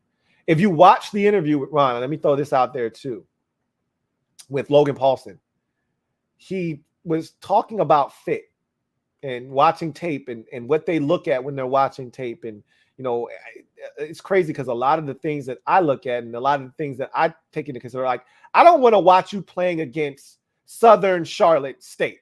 I don't want to watch that. You're supposed to dominate them. I want to watch you against Georgia. I want to watch you against Ohio State. I want to watch you against Auburn. I want to watch you against Clemson. I know that those teams have NFL talent. I can take what you do in that game and I can clearly extrapolate that to the NFL game and say, hey, that translates. He just did that against 2 future first-round picks or 2 future NFL players. That translates. I can't get excited when I'm watching you play against Sam Houston State.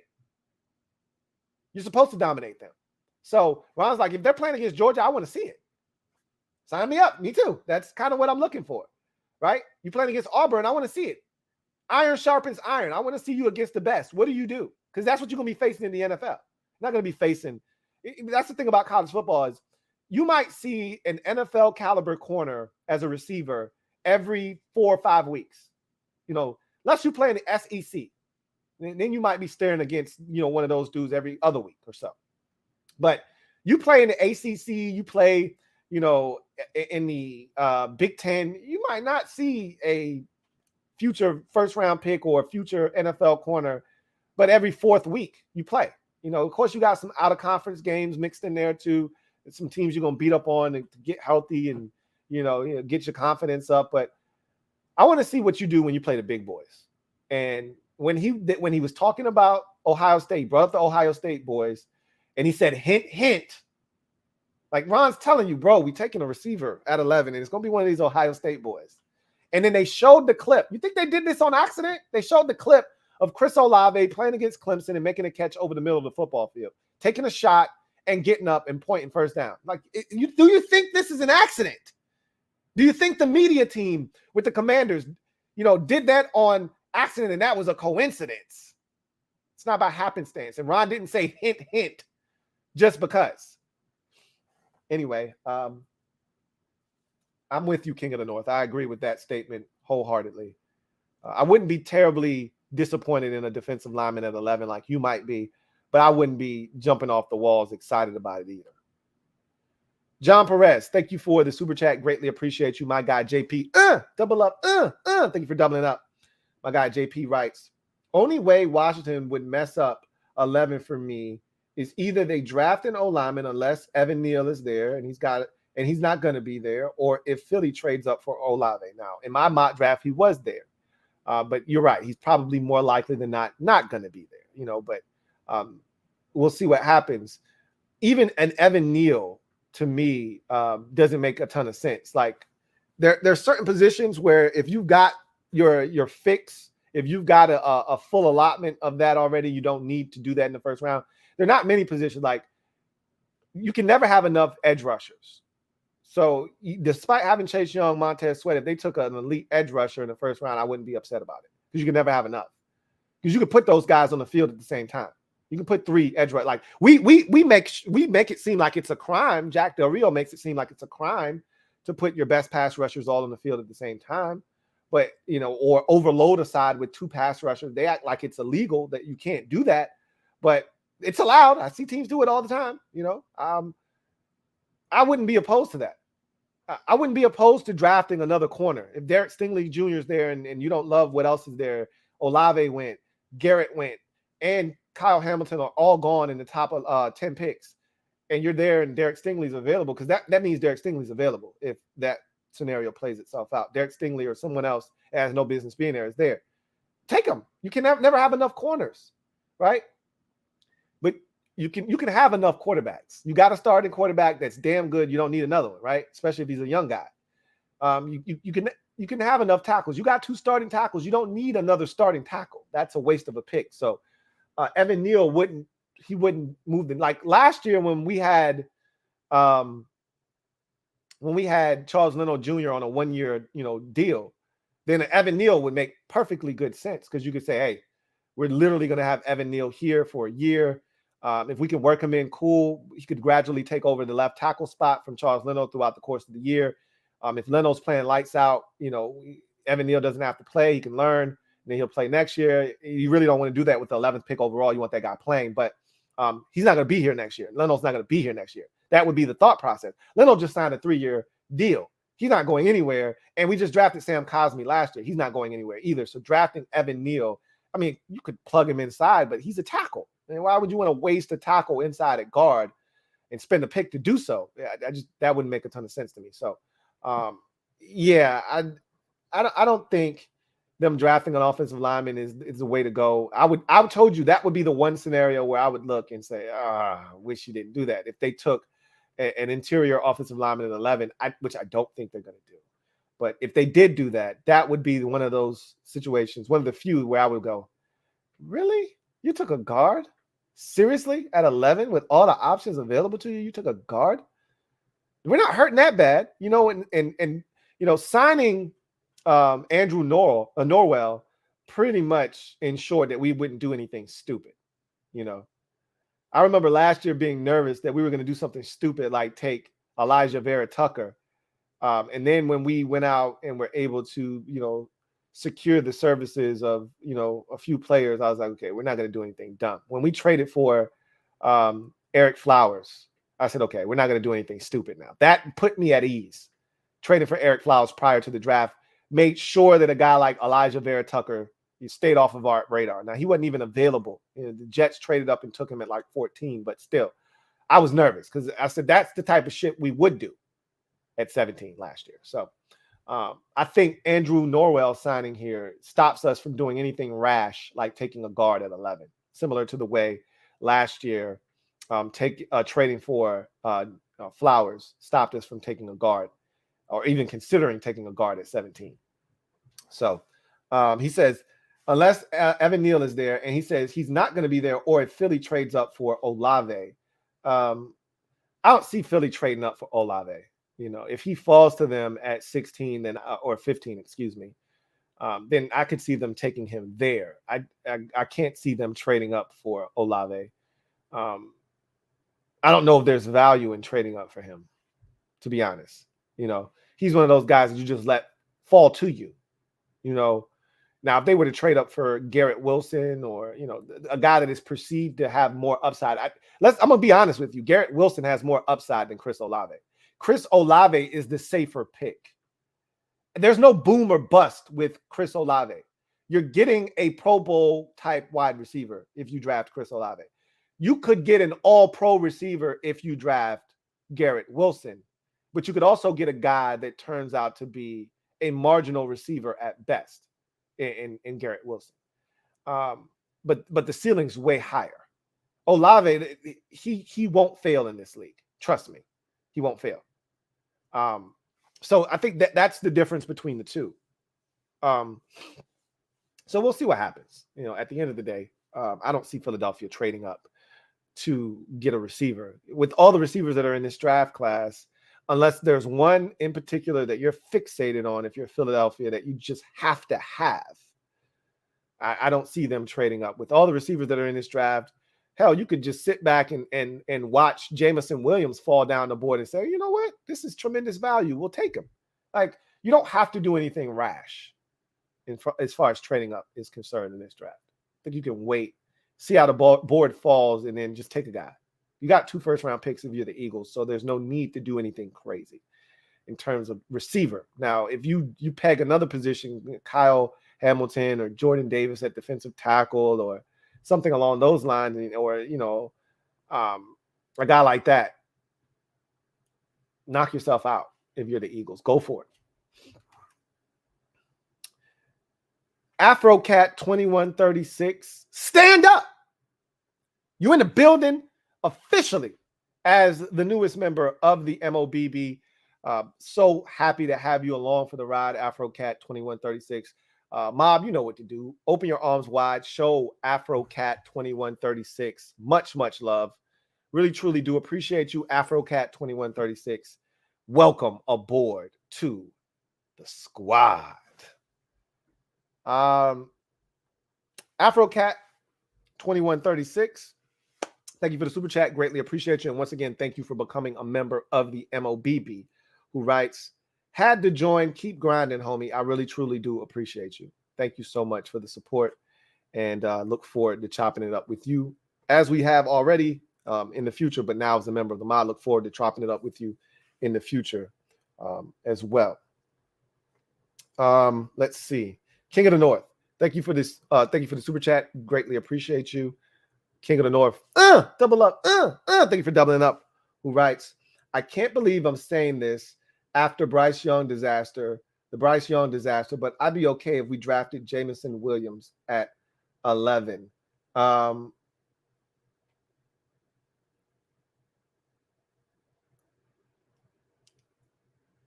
With the news that he's ahead of schedule, and to me, I've said this before and I feel this way. If healthy, I think he would have been the best receiver in this draft class, and he would be the guy that people would be looking at as the first one coming off the board, not Garrett Wilson, or even Drake London for some. I think it would have been Jameson Williams. That said, it is a risk. It is a gamble, just particularly because of what us drafting guys with previous injury histories, or us going out on the free agent market and acquiring guys with an injury history, how that's turned out for us here in Washington in the past. And you don't always want to allow the past to, shape and mold the way you do things in the future, but you do have to take that stuff into consideration.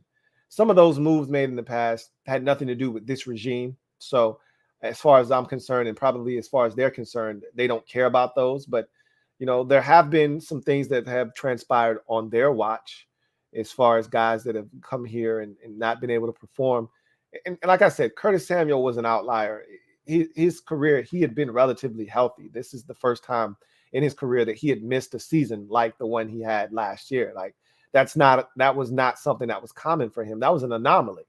Right. That's kind of the reason he didn't know how to deal with it, why he kept trying to come back and kept trying to push it, because he had never been in that position before, where he would have been better off. They would have been better off placing him on the PUP list, letting him sit out the first 6 weeks of the season. They were so impatient. They kept trying to get him on the field, and they kept making it worse. They were better off just letting him sit, because they had a new shiny toy. Everybody was excited. They wanted to see it. If he would have sat out the first 6 weeks, just gotten fully healthy, he would have been able to play. I truly, firmly believe that. But we kept yo-yoing him in and out. And because he wasn't ready, and when you hurt something like your groin, it triggers so many other, things on your body that haven't been worked properly. And so now you're going to have a hamstring injury. Now you're going to have something else crop up because you haven't been working all of those, different muscle groups the way you would have had you been fully healthy. Give him a chance to rehab everything in the surrounding areas so he can get back healthy. Had they done that, I think he would have played 10, 11 games last season. Instead, he probably played in all of 4 or 5 maybe. And, of the 5 or 4 or 5 he played in, maybe 2 of those he was even a contributor and had any impact whatsoever. So I think drafting a guy, we went down, and again, this regime wasn't here for this, but Bryce Love, and that's who you said Bryce Young, you meant Bryce Love. Because I was like, Bryce Young, what? You meant Bryce Love. And that is, as a fan, we take that into consideration. I don't think Ron's thinking about that. He wasn't here for that. When they got here, Bryce Love was still here, but they don't care about that. That wasn't their pick. For us as fans, we care about that because it was a disaster. So I think Jameson Williams would be intriguing at 11. I would be excited about it because of the upside of what that kid would bring to the table. But at the same time, I'd be nervous too. I can't lie. I'd be nervous because of our track record here. But with modern technology and science and the way these guys are coming back from these ACLs, I'd feel pretty damn confident he'd come back and tear shit up.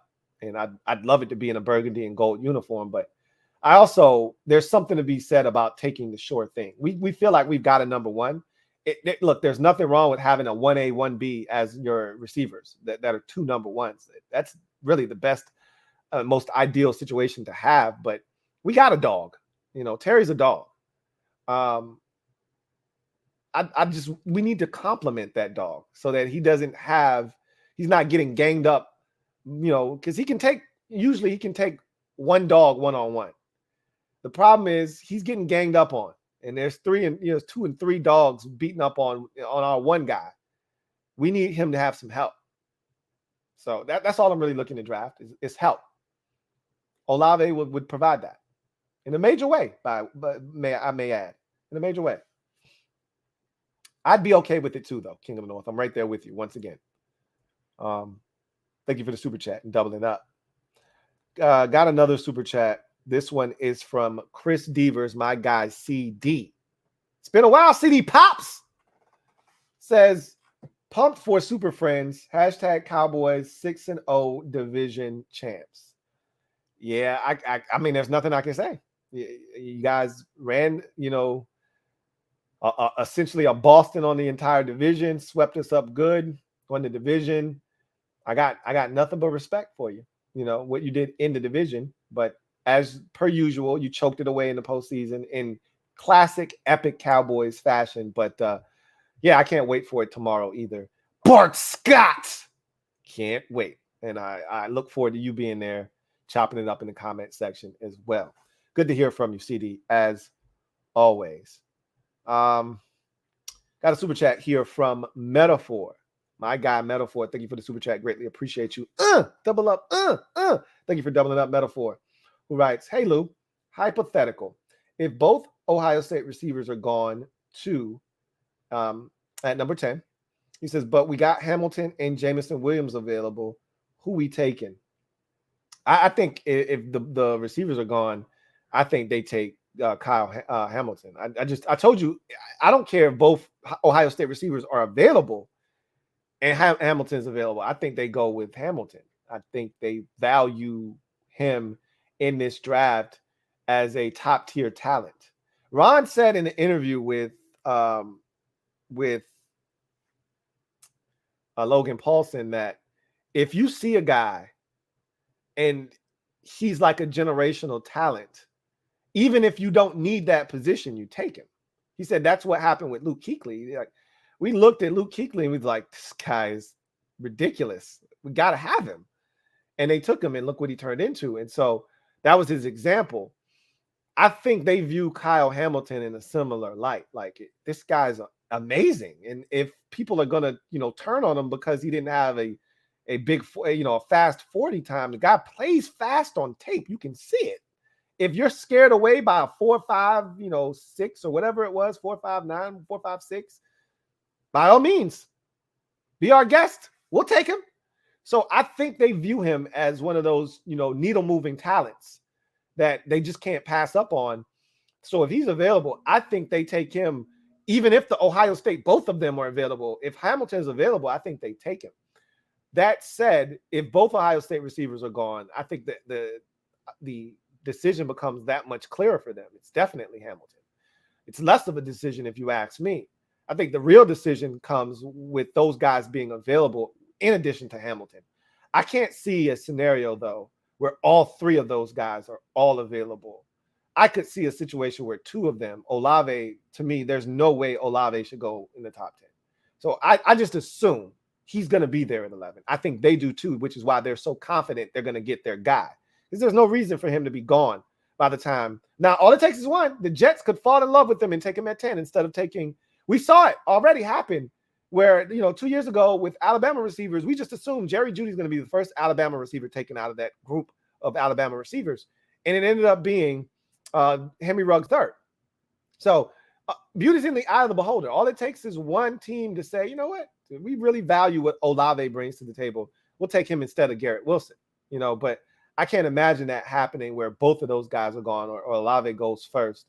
And I just think they feel confident that he'll be there, but they don't feel confident that Kyle Hamilton will be there, but I think they feel like if he is there, they should take him. So yeah, we'll see.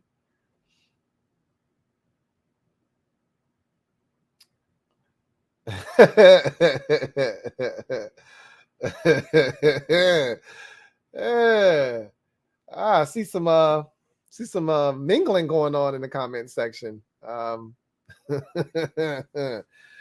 of the North, thank you for the super chat. Greatly appreciate you. Thank you for the super chat. Thank you for the super chat. Greatly appreciate you, King of the North, who writes, Wentz 4-4 versus Cowboys. Dak is like 9-1 versus Washington. Hopefully Wentz puts a dent in that. Look, Dak is 9-1 against Washington because we don't ever have a quarterback. That's why. Either we have a really strong defense but nothing on offense, which is the one time we beat them. We beat them because of defense. We didn't beat them because our offense was any good. Alex Smith didn't do anything special in that game. We literally beat him in that game because the defense was lights out. Remember, we scored a touchdown in that game off the strength of our defense. I think, if I'm not mistaken, Preston Smith got to the quarterback, got to Dak Prescott, or it was Kerrigan that got to Prescott, and Preston Smith scooped it up and scored the touchdown. So, yeah, like, our defense was the reason we won that game. And then they missed a field goal at the end that would have tied it and sent it to overtime. If they would have tied that game up, sent it to overtime, we would have lost. And he would be 10-0 against us. But he missed the kick, and we won the game. It doinked off the upright, and we held on to beat him. But the reason he's 9-1 is because we can't outduel him. We haven't had a quarterback that could go toe-to-toe with Dak and say, okay, you want to score 31? We can score 33 and beat your ass. We haven't had that. So maybe Wentz will give us the opportunity to be able to do that, because the defense played really well against Dak and the Cowboys the first game, but our offense was as bad as it was all season long. It was the worst offensive performance we had all season. We were atrocious offensively against Dallas the first time. The second time, we were dead team walking at that point. There was little to no hope left, and we got shredded in the first half of that game. But the first game at Washington, Dak and that offense wasn't good. We picked Dak off opening possession. I think Landon Collins had a pick. Cole Holcomb picked him off, pick 6 later in the game to give us a chance. Dak was awful. We played good defensively that game. Our problem wasn't defense. Our problem was offense. That's why we haven't beaten Dak but once. We can't score enough points. Maybe Wentz can turn the tide there. I'd like to see that.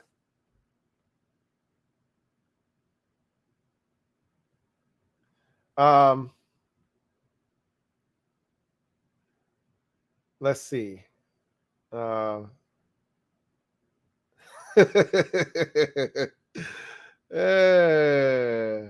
Hey, you got to shoot your shot, man. I ain't mad at that. I ain't mad at that at all. Chill Dude, thank you for the super chat. Greatly appreciate you. My guy, Chill Dude, thank you for being a member of the MOBB. Writes, call me crazy, but I think a double trade in the first is possible. 14 to Baltimore. That was who 14 was. Oh, I forgot who 14 was. So it goes Washington 11. It goes Vikings 12, Texans 13, Baltimore 14, Eagles 15, Saints 16, Chargers 17, Eagles 18, Saints 19. So my memory's been jogged. And then the Steelers are 20. I just couldn't think of who 14 was. He says, I think a double trade in the first is possible. 14 to Baltimore to get ahead of the Vikings for the D-line or cornerback. Then 16 to the Saints for a wide receiver or a quarterback to get 2 3s and a 4. I mean, I wouldn't be opposed to that. Again, the Saints, I think, are looking at it, and I think somebody said it best, and I agree with this, even though my mock says the contrary, because, again, my mock draft isn't what I would do. It's what I think a team is thinking about doing. It's predictive. It's not my personal opinion being injected here. All I do is use logic. That's it. I inject my logic, but it's what I think a team is going to do. The Saints, I think they traded up with the Eagles to put themselves in a position to where they can get their starting left tackle and a starting wide receiver opposite of Michael Thomas. I think that's what the thought process was, but shit changes when you get into the draft and the board falls a certain way. And you see a guy and he's inching ever so close and you're like, man, he could go in any pick. Maybe we need to go get him. Maybe that's something the Saints decide to do. I wouldn't be opposed to trading with any of these teams, Baltimore, Philadelphia, New Orleans, anybody. I'm open. I think the furthest back I'd be willing to go is the Eagles' second pick at 18. That's the furthest I'd be willing to go back, because I think you could trade back that far and still land a Jameson Williams and feel good. You could still potentially land Chris Olave at that point as well. depending on what, who's in front of you and what they decide to do. But I think you could still get a quality receiver at 18 if you were to trade back that far and pick up draft capital. You're not going too far. I think you're still within range. That's as far as I'd like to go. You get to 19 and 20. Now you're kind of getting out of that range because other teams, will have the ability to move up, maybe slide in front of you, get a guy, whatever the case may be. Chiefs have like 87 picks in this draft, and they're not afraid to use them. I wouldn't be shocked if they packaged up a couple of picks to come up and get a guy like Jameson Williams. That makes a ton of sense because I just told you his upside is through the roof. He could turn into the steal of the draft. And the Chiefs, for all intents and purposes, could use a number one. They went out and got a bunch of guys this offseason. None of them are number ones. MVS, Juju Smith-Schuster, none of those guys are number one wide receivers. They don't have any that are currently on the roster, So Mecole Hardman is not a number one. So they still have a void at number one wide receiver. So I could see them doing something like that. Anyway, that would be interesting. The Giants, in my mock draft, I had the Giants trading back twice. It's not uncommon. We've seen teams trade back multiple times in the same draft, in the same round, too. So I would be all for it.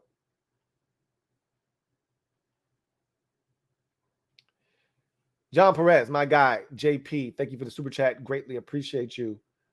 Who writes, would Hamilton and or Stingley falling to 11 be similar to John Allen falling to 17 in 2017 in terms of value?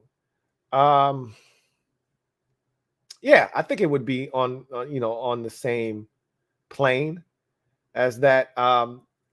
Allen falling to 17. Remember, there were issues with his health that people were concerned about. That's what dropped him down, but we didn't think he would be available. Remember, Jonathan Allen was viewed as a top 10 pick, so for him to fall all the way to 17, that felt like a steal. At 11. I don't think I would necessarily feel like anyone in particular is a steal unless it's somebody, that's crazy that you just assume was going, top 5, top 7, and they're there at 11.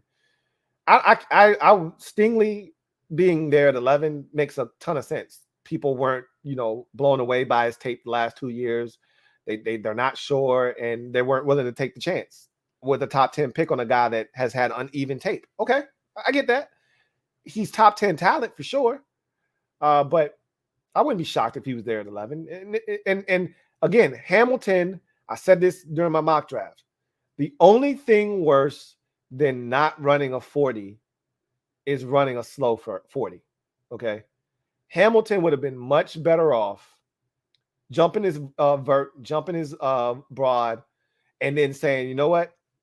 I just tweaked something. I'm done for the day. I'll run at my pro day and then get to his pro day and say, you know what? Shit still feels a little off. I'm not going to push it. And you know what the scouts would have said? We would prefer you to run, but you know what? Your tape speaks for itself. And you jump 40 inches on the vert and your broad was like 11.2. Those are explosive numbers. Don't worry. We know you're a 4.4 guy. And they would have let him skate with that. The tape says he's 4.4. The broad says he's 4.4. Don't run. Don't run. He ran slower than they thought he was going to run. And I think ultimately that's going to be his undoing why he's not a top 5 pick. He would have been a top 5 pick otherwise. And I could see him dropping out of the top 10 because of it. So all it takes is one. Somebody's got to be smart enough to realize, to hell with the time. The guy's a football player. Take him. But if you don't want him, I will.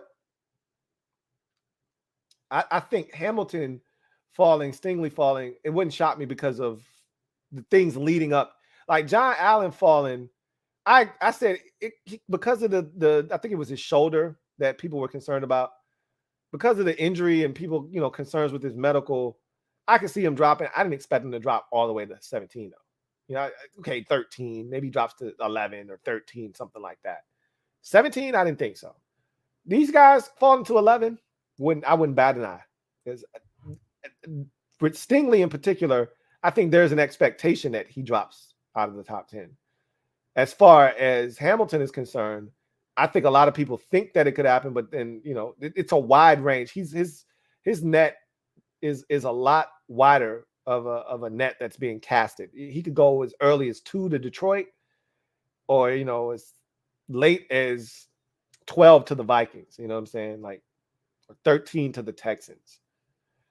That's as far as I think he goes. I don't think he gets past the Texans at 13, because they lost their safety, Eric Reed. Wouldn't Kyle Hamilton at 13 be a steal for them?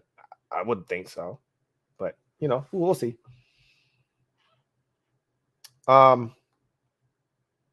It wouldn't make it. I wouldn't be surprised. I'll just say that. Pac-Man D3, thank you for the super chat. Greatly appreciate you. My guy, Pac-Man D3, thank you for being a member of the MOBB. Writes, what up, Lou? What's up, Pac-Man? Says, just wanted to stop by and show some love. Closer we get to the draft, I don't care who we pick. It just better be an immediate impact player. Truer words have never been spoken, man. I mean, at this point, I'm like, that's why I said, even if we took, you know, a guard, I'd be like, I don't want a guard, but he's going to start. He's going to start at right guard, and he could have an impact right away, but I don't want a guard. We don't want a guard at 11, right? That's not what we're looking for. We want a guy that we feel like is an impact player at a skill position, whether it be safety or wide receiver or corner or something like that. Something that's tangible. You can actually identify stats. We're funny that way, you know, but I think at the end of the day, they're fixated on wide receiver and one in particular, I believe. Ron, like I said, last year, Ron showed me his true colors. Like when he gets fixated on a dude, it doesn't matter what everybody else thinks. If he wants that guy, he's going to take him. People keep saying Olave, the value for Olave starts at 15. Ron don't give a shit about that. Ron wants Chris Olave, and if they deem him to be the best option at 11, they're going to take him. And I think that's who they're looking at right now, Chris Olave at 11. And they know nobody else is looking at Chris Olave at 11, so they feel confident that they can go out here and tell everybody essentially, yeah, we really like Chris Olave. And he can do a one-on-one sit-down where the media team puts together a package that shows Chris Olave as he's talking about the receiver position and talking about Ohio State receivers in particular. They can do that. Why? Because he isn't afraid someone else is going to take Chris Olave. And I don't think he has any right to be afraid. There are too many other talented players that deserve to be top 10 before Chris Olave is even a thought. So at 11, he should feel confident that worst case scenario, and there could be some other guys that fall out of the top 10 that they need to consider, like Kyle Hamilton, as we've said a million times tonight already, that you need to consider if that, you know, situation should unfold that way and allow you to have that opportunity. You have to take that into consideration. But if it doesn't, you got your guy. Olave is going to be there at 11, and you have nothing to worry about. So, and I always talk about this. When it comes to the draft, you make a list. You know, if you're in the top 15, you make a list of 11 guys. If you're Washington, you make a list of 11 guys. Guess what? One of those 11 guys is going to be there, guaranteed to be there at 11. You're picking third overall. You make a list of 3 dudes. One of those 3 is going to be there. You take the guy, and if all 3 of them are there, you take the guy that you covet the most. But you should never be in a position where you get, you know, you're in the top 15. When you get to 16, 17, 18, okay, now you got to play the board game. How did the board fall to us? Okay, how did the board fall to us? I'm not making a list of 17 guys. No, I don't need to do that. How did the board fall to us? You know, because our board is right here in front of us. We got all these guys listed. As they get taken, we take these guys off the board. How did the board fall to us? But if you're picking 11th, 10 guys are going to go before you, and there's going to be somebody sitting there for you at 11. You make a list, and you say, hey, these are the guys on our short list. Someone's going to be here. Let's be prepared to take, you know, any one of these guys should they fall to us. If none of these guys are available, this guy will be available. Let's take him. You shouldn't be scrambling. You know, you're not picking 20th in the draft, and somebody trades up in front of you and throws you for a loop. You're picking 11th, okay? There's only so much that can happen in front of you, but you should have a plan for everything that could go on. Because this is a crazy draft. Because we don't even know who number 1's going to be right now. How often is it that we can say we don't know who the number 1 overall pick is going to be? It's not often. Even when we don't know what that quarterback is, even when we know quarterback isn't number one, like the Jadeveon Clowney year. Even when we know quarterback, or the Myles Garrett year, even when we know quarterback isn't going to be number one, we still know who the number one pick is going to be. If it's not a quarterback, it's this guy. We don't even know that this year. So the top 10 could be crazy. No quarterbacks could go in the top 10. 2 quarterbacks could go in the top 10. No receivers could go in the top 10. 2 receivers could go in the top 10. We don't know what's going to happen. But what you should know is what you want to do no matter what happens, how it falls to you. If Hamilton's here, we're taking him. If he's not, we're taking Olave. It's really simple. To me, if I'm Washington, that's my logic. Because one of those 2 scenarios is going to play itself out. Either Hamilton's going to be there or Olave is going to be there. I can't see a scenario in which neither of them are there. And if you're Washington, you have to have a contingency plan just in the rare event that does take place. You need to be prepared. Be prepared. You need to be prepared.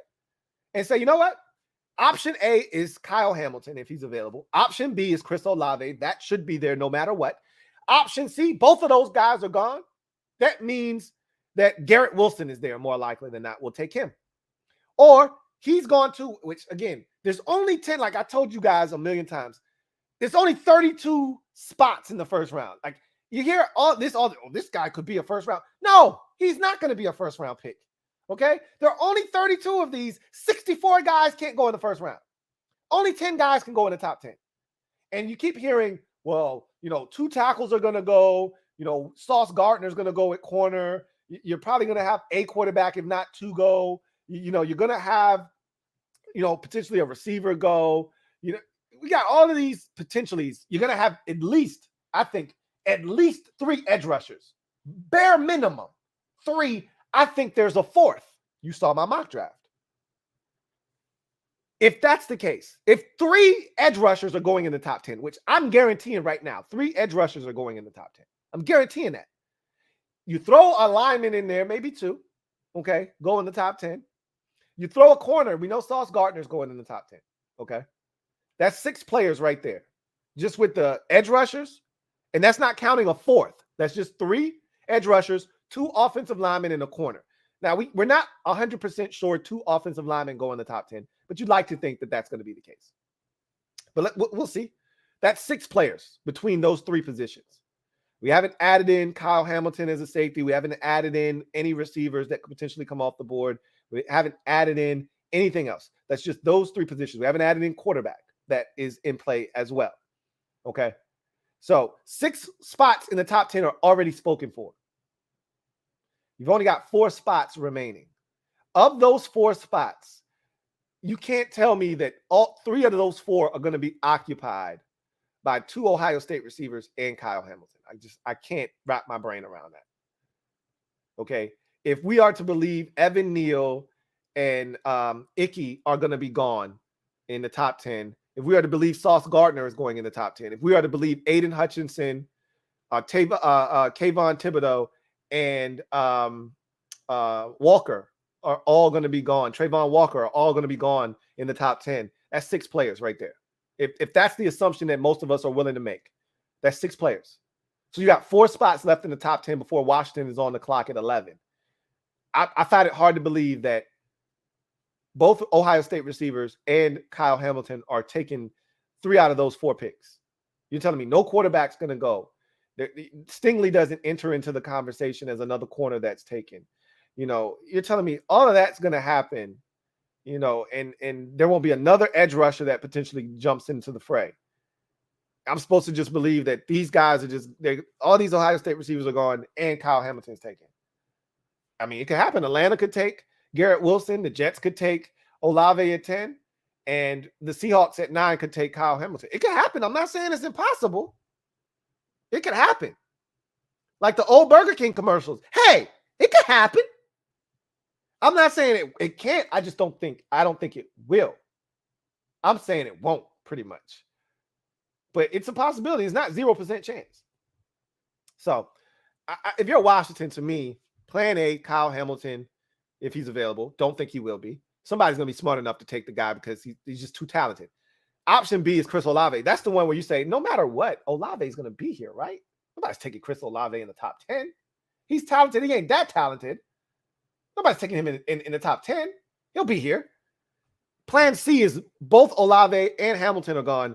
That means Garrett Wilson has to be available. If he's not available, then you go, okay, well, shit. Whoa. Let's reevaluate what's going on here. I think the next guy that has to be available is Derek Stingley, right? At that point, again, I just gave you a scenario.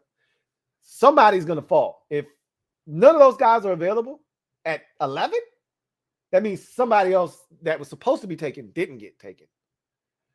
And maybe the football gods will right or wrong, and no quarterbacks will go in the top 10. That doesn't benefit us. We need 2 quarterbacks going in the top 10 just to ensure spillage. You get no quarterbacks go in the top 10, then you could find yourself in a position where maybe all of these guys are gone.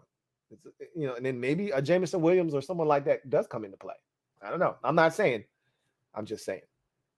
I'm with you. I want an impact player, Pac-Man D3.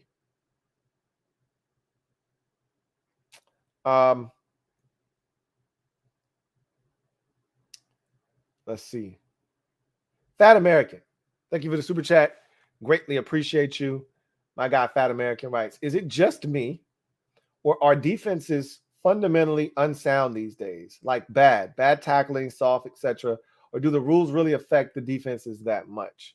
The rules affect defenses a ton because, in the past, you could jack a receiver up 25 yards down the field. There was no penalty for that. It wasn't until the Patriots used to absolutely destroy the Colts, who were labeled as soft. In those playoff games, they would absolutely manhandle them. I mean, they would be tossing those dudes around and picking passes off because they would destroy those receivers. So they had to enact, that 5-yard chuck rule. And then, you get illegal contact back into the fray. And then you get the defenseless receivers across the middle of the football field and helmet-to-helmet contact, this, that, and the third. It just makes it a lot easier for receivers to feel comfortable going across the middle of the football field. It changes the dynamics of how you play defense, for sure. And then the advent of RPOs and how those come into play, it's just hard. There's so many keys that you have to be aware of. It's just a lot more than, it's funny. I was listening to Louis Riddick. I think he was doing a Monday night game. And he said, when I was coming up in the game, it was 2 receiver sets. And man, if a team really wanted to get freaky and think outside of the box, they put 2 receivers on the same side. Oh my God, twins. Like, that was innovative in 1995. Look how the game's evolved to now. Like, how often is it that you only have 2 receivers on the field? That's not even something that teams do very often. It's rare you find teams on the field without 3 receivers. You got to be in some kind of jumbo formation to have 1 receiver on the field or 2 receivers on the field. It's rare that you get 22 personnel on the field. It's rare, or you get 21 personnel on the field. It's rare. So 12, 20, it's all of that shit is rare. It just is. Generally speaking, you're going to have 11 personnel more times than not. That's the going rate now, 11 personnel. So, which is 1 running back, 1 tight end, for those of you keeping score at home. The second number, when you hear somebody talk about personnel packaging, you hear them use the numbers 1, 11, 12, 13, 21. The first number is always the running back position. The second number is always the tight end position. So if you hear 13 personnel, that's your jumbo package, 3 tight ends, 1 running back. So you hear somebody say 11 personnel, that means you got 1 running back, 1 tight end, 3 wide receivers on the field. Anyway,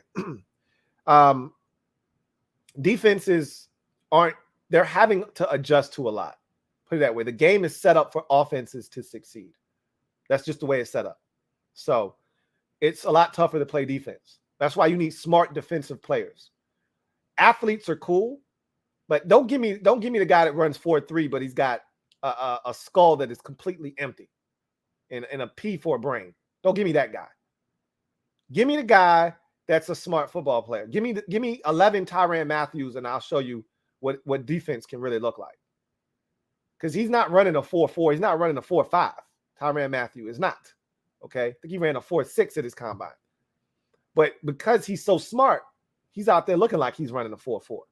Give me that guy that understands defensive principles and what a quarterback's trying to do and how he can take away multiple things in the same play. Give me that guy. But there aren't a lot of those guys. A lot of these players are robots. You tell them to run here. This is their zone. They run to that patch of grass. They don't pattern match. They're not looking to pick up a guy running through their zone. They're just playing grass. Eyes on the quarterback. As a guy's running right behind them, sitting down and catching a football. It makes me want to vomit sometimes watching it.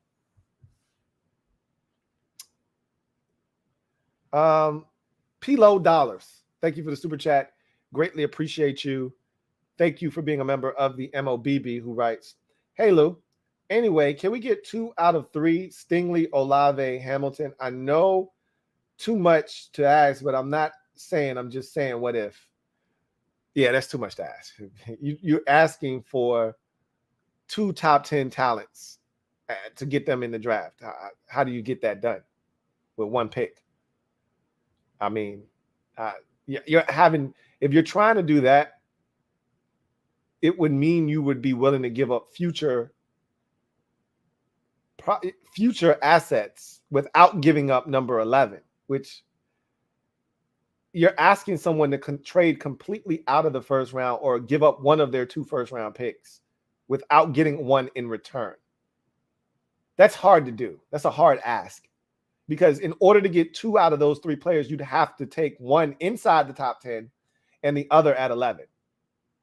Unless one of them fell down the board and you trade it back into the first round. But trust me, none of those 3 players, Olave, if we don't take him, Olave is the one that could go the furthest. And I don't see Olave getting past the 2nd Philadelphia Eagles pick. Worst case scenario. I think the Saints would take him before that. You know, if the Eagles don't take him at 15, the Saints would take him at 16 if they don't take a tackle first. He doesn't get past the Eagles' 2nd pick, and he damn sure doesn't get past the Saints' 2nd pick. And the Eagles are at 18, the Saints are at 19. So, I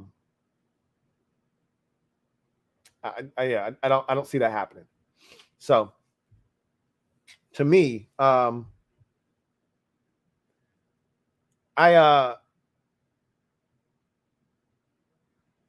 really would side with them only getting one of those 3 guys. The likelihood is you're gonna only get one of those 3 guys.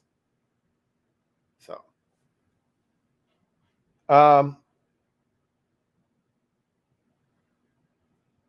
let's see.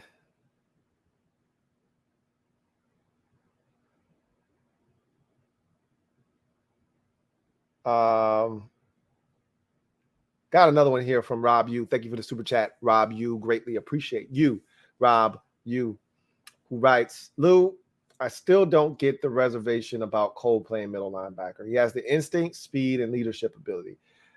I already told you what this is about with the fan base. This is less about Cole's ability to play the position and more about wanting a shiny new toy. Okay. It's like, put it this way. It's like your mom told you they're going to take you out to eat. All right. So on Monday, your mom says, we're going out to eat on Friday. All right. And your favorite spot is TGI Fridays. And she says, on Friday, we're going to TGI Fridays. And you're excited. And then you get to Thursday and she says, change of plans, buddy. Not going to be able to do Fridays on Friday, but I'll make you a burger. You were going to get a burger from Fridays anyway, but we don't have JD sauce at home. We don't have Jack Daniel's sauce, Mom.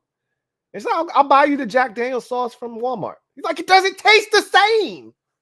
We were supposed to go to Fridays. I was going to get the steak cut fries with the Jack Daniel's sauce to dip it in and put some of that on my burger. It's not the same as you making burgers at home and buying the Walmart Jack Daniel's sauce, Mom. It's not the same. That's how these fans are.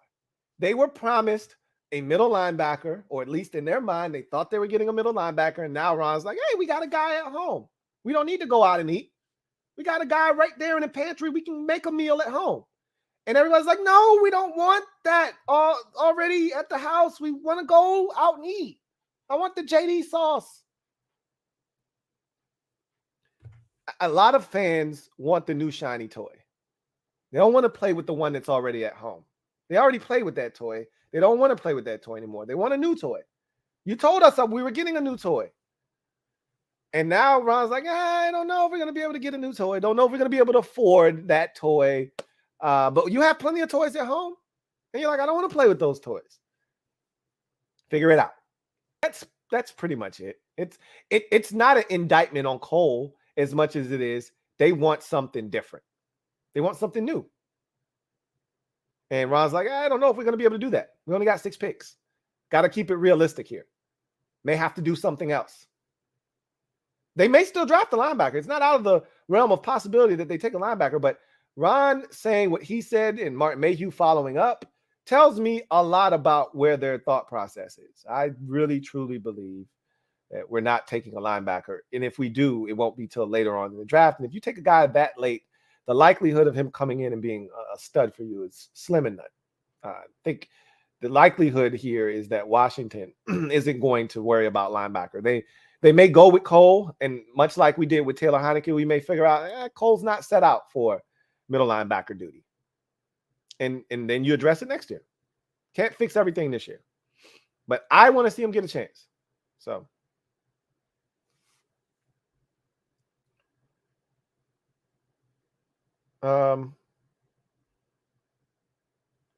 let's see. 16 Devil Doc. Thank you for the super chat.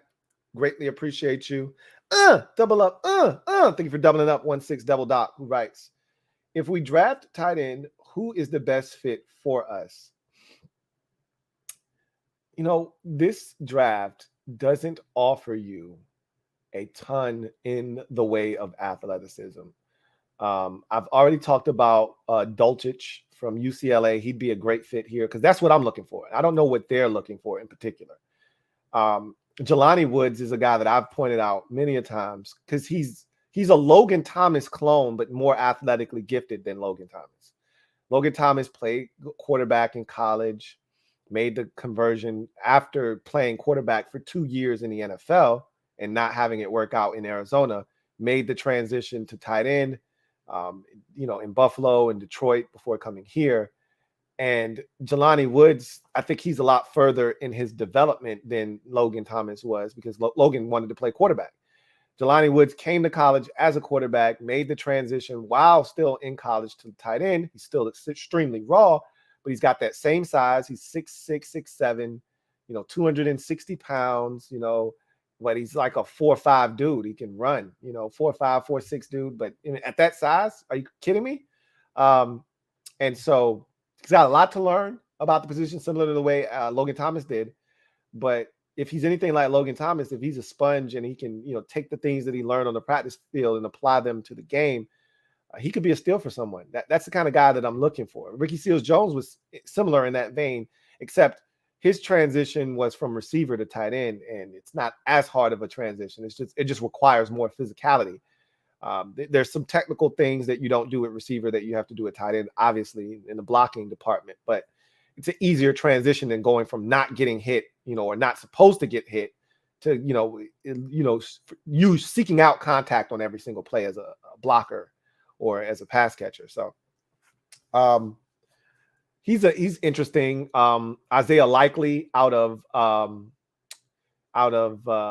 Coastal Carolina is another intriguing guy that I think is a solid athlete. At least he appears to be one on tape, but he refused to run at the combine. That always raises red flags for me. But he seems to be a guy that can move and scoot on tape. That'd be another interesting name that I would be, trying to take a look at. But, sometimes I get too caught up in speed. I just don't want 3 of the same flavors.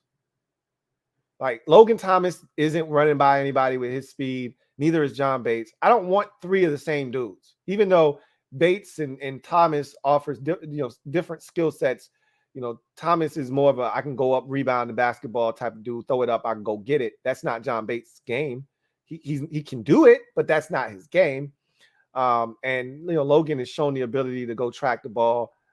Jury's still out on John Bates and whether he can do that at the NFL level. He did it at Boise State, but this is not the Mountain West Conference.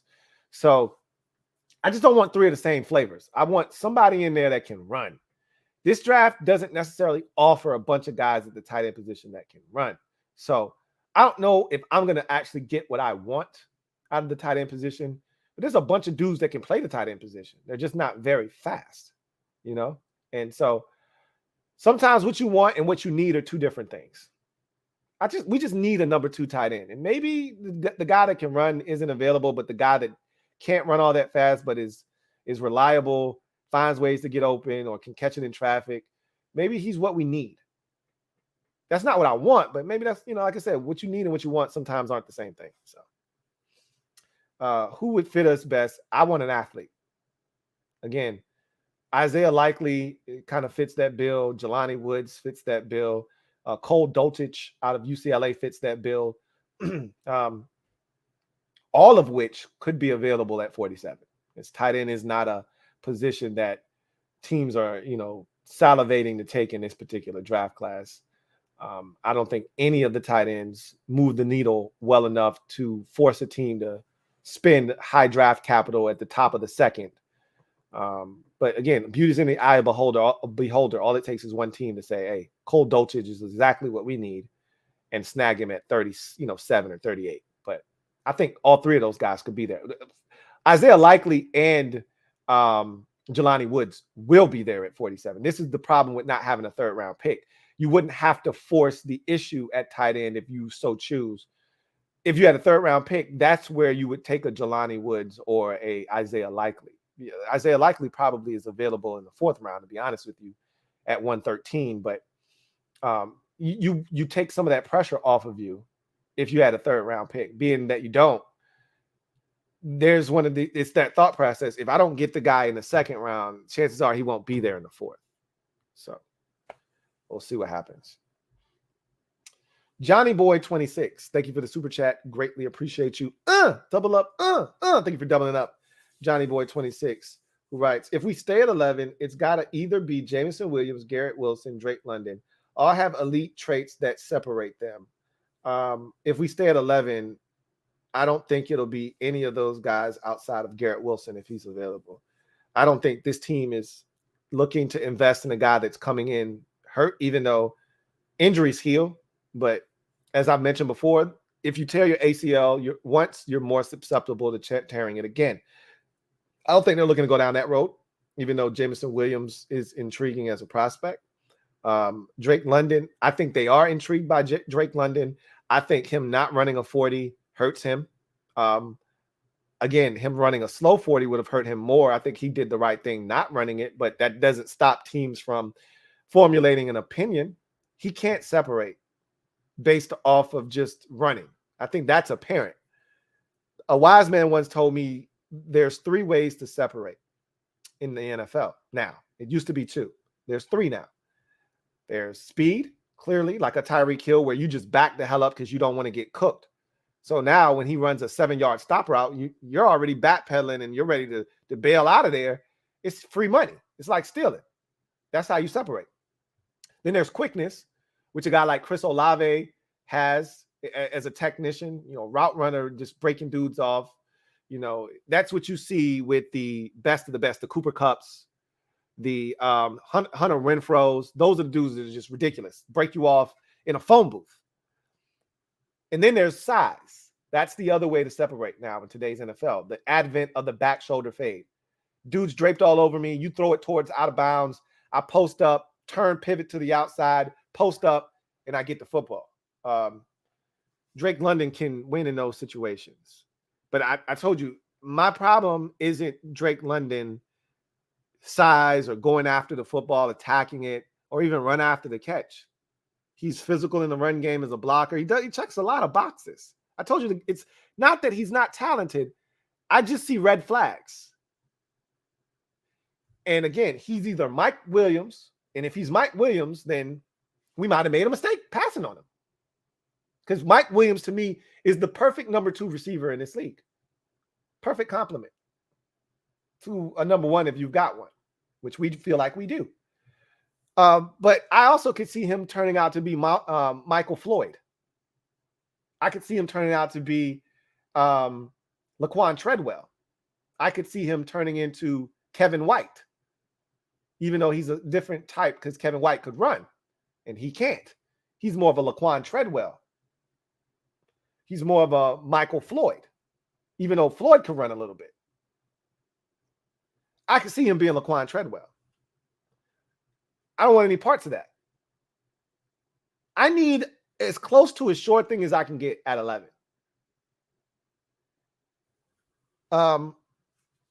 Because again, I would love to get another number 1, but I'm not after a number 1. I got one of those already. I'm looking for a compliment to my number 1. Trust me, if you could get a Jameson Williams, I'm all for it. If they took Jameson Williams, I would love the selection because he's got a chance to be better than Terry. And I'm not opposed to that. I'm not saying don't draft a guy that's better than Terry. I'm all for it. But again, you have to take into consideration the injury aspect of Jameson Williams. Drake London has too much boom or bust possibilities with him. I can't afford to take another guy that doesn't work out in the first round. If you're Washington, you've had too many failed, day 1, day 2 picks. Too many guys that haven't panned out in the 3rd, 2nd, and 1st round. I can't afford another one. I can't afford another Josh Doctson. I can't. This guy has to hit. And I'm not sure Drake London's going to hit. And like I said, he might turn out to be a stud. I wouldn't be surprised. I'm not telling you he's not talented. I'm just telling you I'm not taking him at 11. There's red flags. Where there's smoke, there's fire. Don't tell me I feel the strongest and the healthiest I've felt in a long time, and then you don't go out and run a 40, though. Don't tell me that. That tells me something's wrong. You're doing the right thing, and your agent advised you not to run a 40, and he's doing the right thing. But that also tells fast guys run fast, slow guys run slow. If you were fast, you want to run the 40. You want to run the 40 every chance that you get so that you can remind them, this is why you should take me number 8 overall Atlanta. This is why you should take me number 10 overall New York Jets. This is why you should take me at 11 Washington, because I'm not only 6'4", 215 pounds. I'm also running a 4.52 at 6'4", 215. That's why you should take me. But he's not going to run a 4.52, and he knows that. So he's not going to run. I'm good. I'm going to pass on that, which just leaves Garrett Wilson. If he's there, he should be in the mix, and I think he is. But don't fool yourself. At 11, if Ron's fixated on Chris Olave, he's taking Chris Olave. He showed us that last year. There were other options available at 17. We didn't have to take Jamin Davis. He took Jamin Davis because he was fixated on Jamin Davis. He wanted Jamin Davis. He identified Jamin Davis as the right man for the job. And I think he viewed Jamin Davis as potentially a middle linebacker. Clearly, that's not the case anymore. Doesn't mean he's not the right man for the job at weak side linebacker. Doesn't mean he's not the man for the job at some other position on the field for us. Just means he's not the right man for the job at middle linebacker. The jury's still out on Jamin Davis and how good he can be. I haven't given up on him or De'Ami Brown or any of the guys that didn't show the things we wanted them to show us in year 1. But make no mistake about it, we can't do that 2 years in a row. And you could do that with a Drake London. Jameson Williams could come in here, and God forbid anything bad happen, but he can come in here, and the second day that he's back, he could tear his other ACL. Or he could tear the same ACL. And that's not to say that couldn't happen to some other guy that we draft. But I take my chances with, Olave or Wilson or one of these dudes. Take my chances with them. So, and I think that's what Ron is banking on as well. We'll see.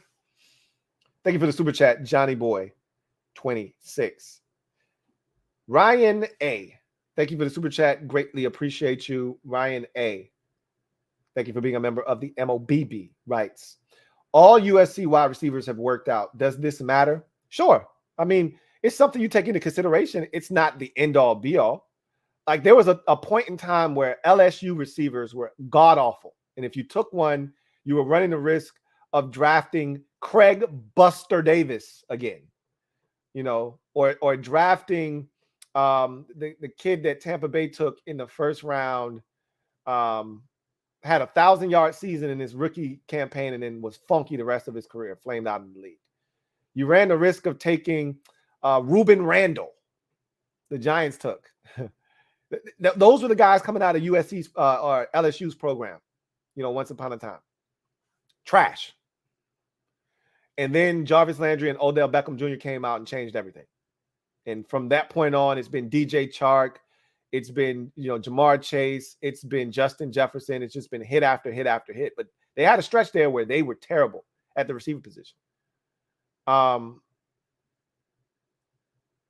receivers have worked out. Juju Smith-Schuster.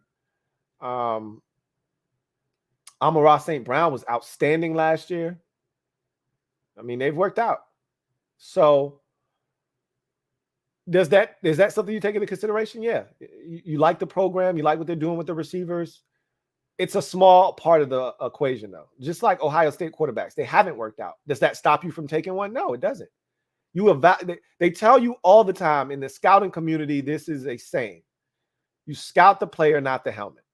Meaning, to hell with where they went to school, what that means, whether they went to a small school and, you know, they didn't play against anybody, their level of competition isn't all that great. No, don't scout that. Scout the player. Does his skill set translate to the NFL game? Yeah, okay, quarterbacks at Ohio State haven't worked out in the NFL. Does that preclude you from drafting Justin Fields? No. Draft Justin Fields on his merit, not because he went to Ohio State and they haven't had the greatest success. You draft Justin Fields because you're scouting Justin Fields and you think his skill set fits your offense and where the NFL is heading in terms of the direction. And you think he has the skill set and the traits to be successful. Same thing here. You may take that into consideration. Maybe you really like the way they coach. Like for me, I can tell you, I really like the way Washington coaches their defensive backs. The Washington Huskies program have turned out some really good defensive backs. You know, Budda Baker and I mean, the list goes on and on. It's another kid in Arizona that they took that was out of that same Washington program that's really good that I really like. Last year, I loved Elijah Molden out of Washington. Like Sidney Jones is one of the few guys that have come out of that program of recent note that didn't really work out. Everybody else has been really good football players coming out of that Washington program. They got two more corners that are going to be drafted. One's going to go in the first round in McDuffie, and the other is going to go late first, early second. Like that program, they just know how to coach defensive backs. I think there's some stock that you take into that, you know, like Iowa, for instance. You know they know how to coach up offensive linemen and tight ends. They're gonna block. You draft TJ Hawkinson, Noah Fant. You know they're gonna be well coached. They went to Iowa. You know Kirk Ferentz and his brother. They're gonna have those boys ready to play on the offensive line and at tight end. They're gonna be well coached. They're gonna be focused on the details and fundamentally sound. There's certain programs that you feel good about. Maybe USC is turning into one of those programs you feel good about their receivers. Again, scout the player, not the helmet. So, yeah, it matters. To what degree, it varies. For some, they put a lot of stock into that. For others, not so much.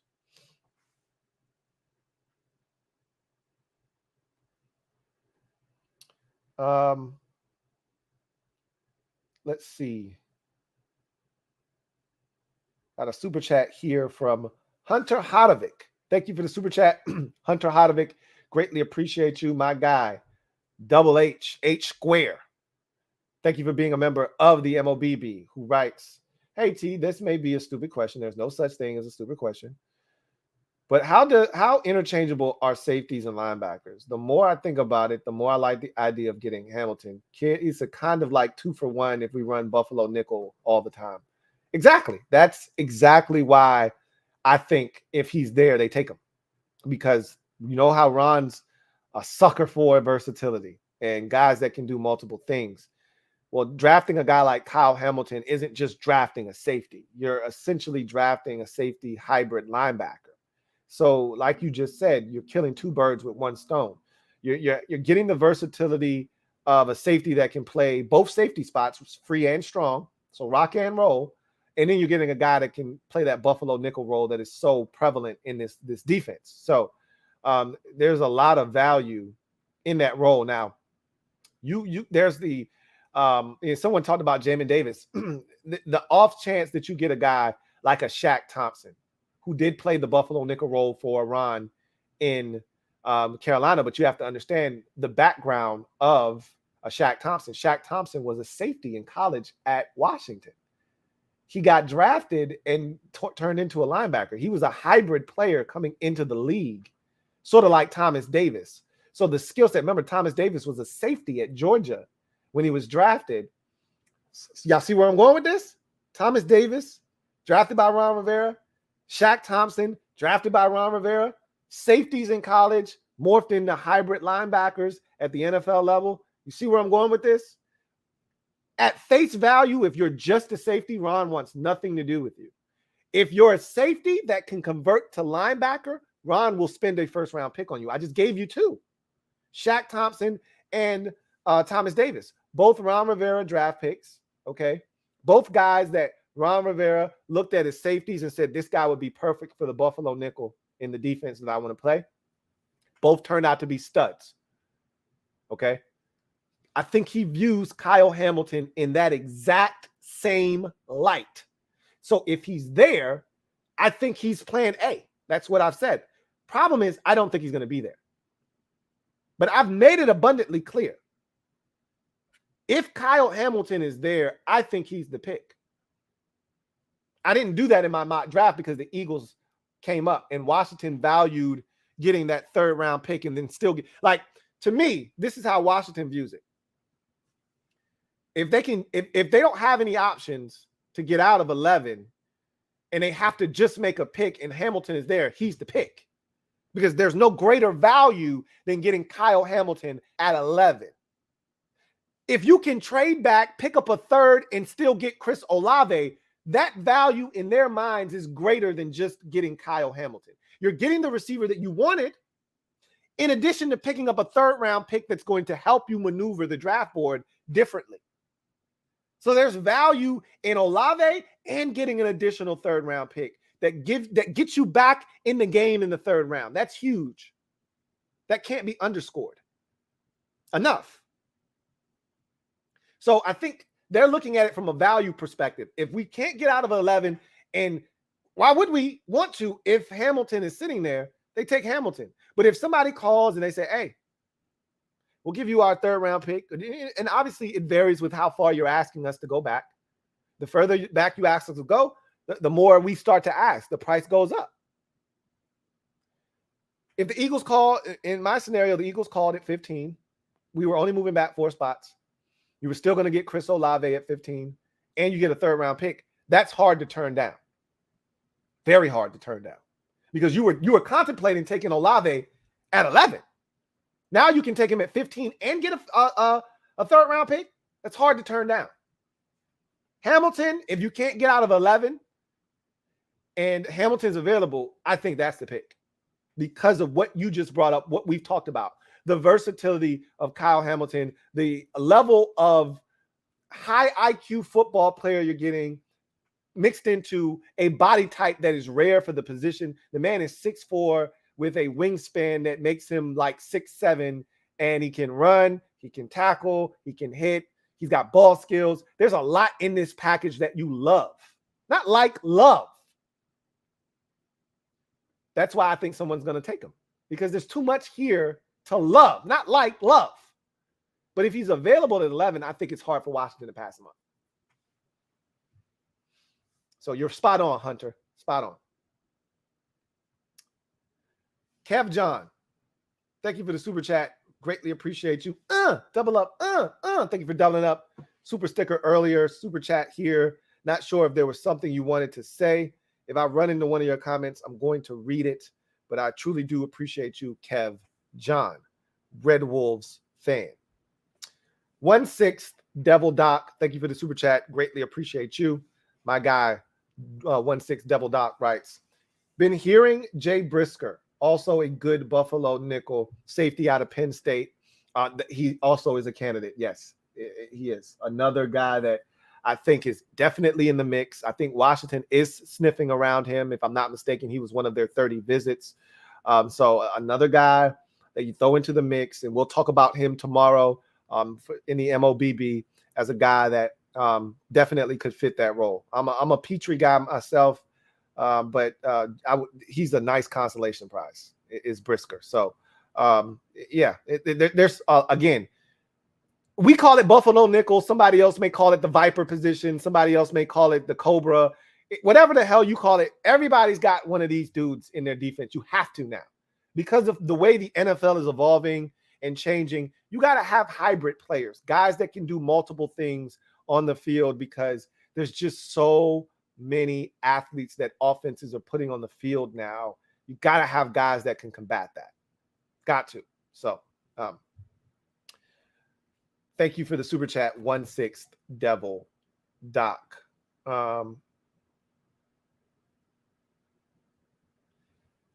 Rob U, thank you for the super chat. Greatly appreciate you. My guy Rob U writes, Lou, the D-line depth has me worried. It should. Somebody else brought that up earlier. I think it was Quentin Ruiz that talked about the D-line depth, and he said he was worried about it. You're bringing it up. I said it as well. I'm worried too. You should be, especially at defensive tackle. I told you, not so much defensive end. We've got defensive ends for days. I'm not saying that they're good after you get past the first 3 or 4, but you don't need to go 4 or 5 deep at defensive end. You hope that you don't. Last year we did have to. You hope you don't have to do that, right? You hope that you don't have to tap into your 5th and 6th defensive ends. That means there's a problem. But you should have 4 defensive ends. We've got that right now. The F.A. Obata and James Smith-Williams I think they complete the group. I feel good about the defensive ends. It's defensive tackle that worries me. And if you're a fan out there, you should be concerned, because the depth, we went from defensive line being the deepest position from end to end that we had on this entire roster to now our interior being ghost town. It's just the Bama boys. There's nothing behind them. There's no more Tim Settle. There's no more Matt Ioannidis. It's just Alabama boys. It's just the Bama wall. That's it. I've already talked about not having confidence in some of the guys like Daniel Wise or, David Bada. You can't get me to feel good about that.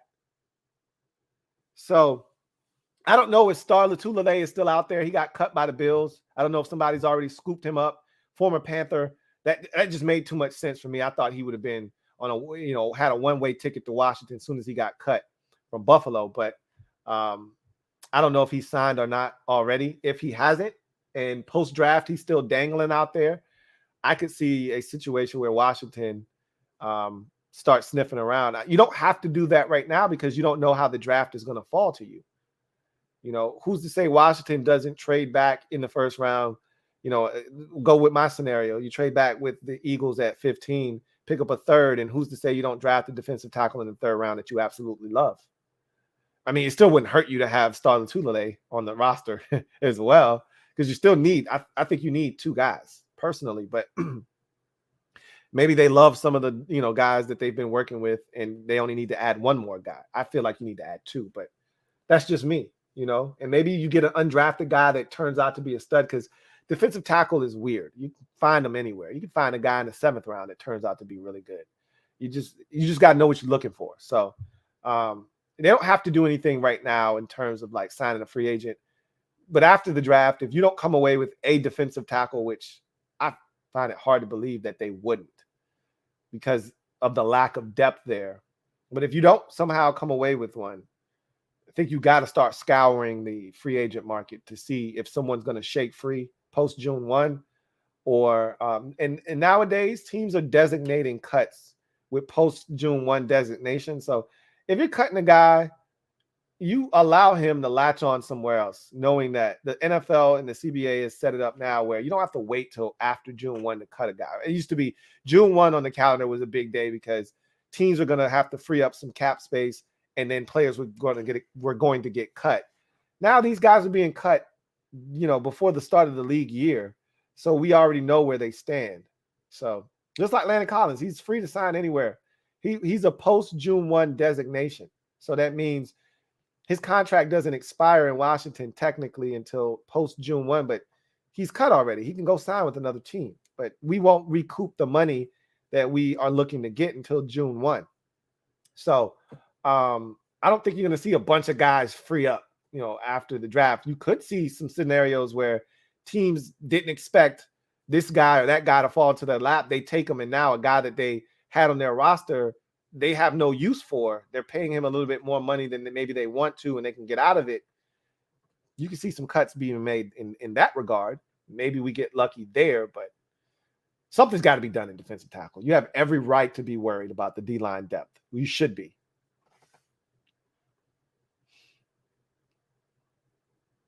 Kev John, Red Wolves fan. Thank you for the super chat once again. Greatly appreciate you. Once again, I don't know if you meant to make a comment and it didn't work for you, or you just wanted to donate. I appreciate you either way. Thank you for that super chat. Again, if I see that you have commented somewhere along the way, I will read that comment. Really do truly appreciate you.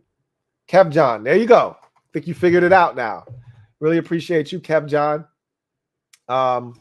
Red Wolves fan. Thank you for being a member of the MOBB once again, who writes, we only need to pick up wide receiver 2, find him in round 2. So here's the problem with that. You're absolutely correct that we're looking for wide receiver 2. We're not looking for a guy. Now, if this guy comes in and he upstages Terry, like when the Vikings drafted Justin Jefferson, they weren't drafting Justin Jefferson to supersede Adam Thielen. They were looking to find a guy to complement Adam Thielen, who's playing at a very high level. One year, he almost led the league in receiving yards and receptions. They were looking for a guy to complement Adam Thielen at 22 when they got Justin Jefferson. He's better than Adam Thielen. They got more than they bargained for. That's what you hope. But that's not necessarily what we're after. We're after a guy to complement Terry. We're not looking for a guy to replace him. So theoretically speaking, yeah, in a deep wide receiver draft class, you should be able to find a guy in the second round, right? But here's the problem. Everyone else is looking to upgrade the wide receiver position. We've talked about this already. Just in the first round alone, the Jets are looking to upgrade the wide receiver position. The Texans are probably looking to upgrade the wide receiver position. Wouldn't be shocked if they spent the pick like number 13 overall. I wouldn't be shocked if that's a receiver for the Texans. I got them going in a different direction. And then, signing Cooks and bringing him back. And they drafted a guy, and Nico Collins, I think in the second or third round last year, that they like. They don't necessarily have to go at receiver early, but I wouldn't be shocked if they did. Okay. Obviously, we're in the receiver market. The Saints are in the receiver market. The Eagles are in the receiver market. The Packers are in the receiver market. The Chiefs are in the receiver market. The Cardinals potentially are in the receiver market. The Falcons are potentially in the receiver market. That's just 9 teams in the first round. Okay. The Browns are definitely in the receiver market. They've drafted 3 picks before us at 44. Had we stayed at 42, we would have been in front of them. We're now behind them. There's a high probability that they just got Deshaun Watson. Yep, they got Amari Cooper. You know what's better? Adding another receiver opposite Amari Cooper. Yep, they got a guy in Donovan Peoples-Jones. I think he's better as a number 3 option. He could probably be a serviceable number 2. But, if I got Watson, I want to go all in to make sure Watson's as effective as he can be. I'll get a receiver at 44 if I'm the Cleveland Browns. So I said all of that to say this, okay? The Bills are looking for another receiver. Okay, they just got rid of Cole Beasley. They are looking to upgrade the receiver position. They don't have to do it in the first round. They can most certainly do it in the second round. I said all of that to say this. If you wait, you run the risk of 12, 13, 14 receivers being already taken by the time you get to select. And the guys that you guys keep thinking that Christian Watson and George Pickens and all these receivers are going to be there at 47. They're not. Some of these guys are going to go in the first round. You're thinking these are second round receivers, and some of them may be, but they're early second round receivers.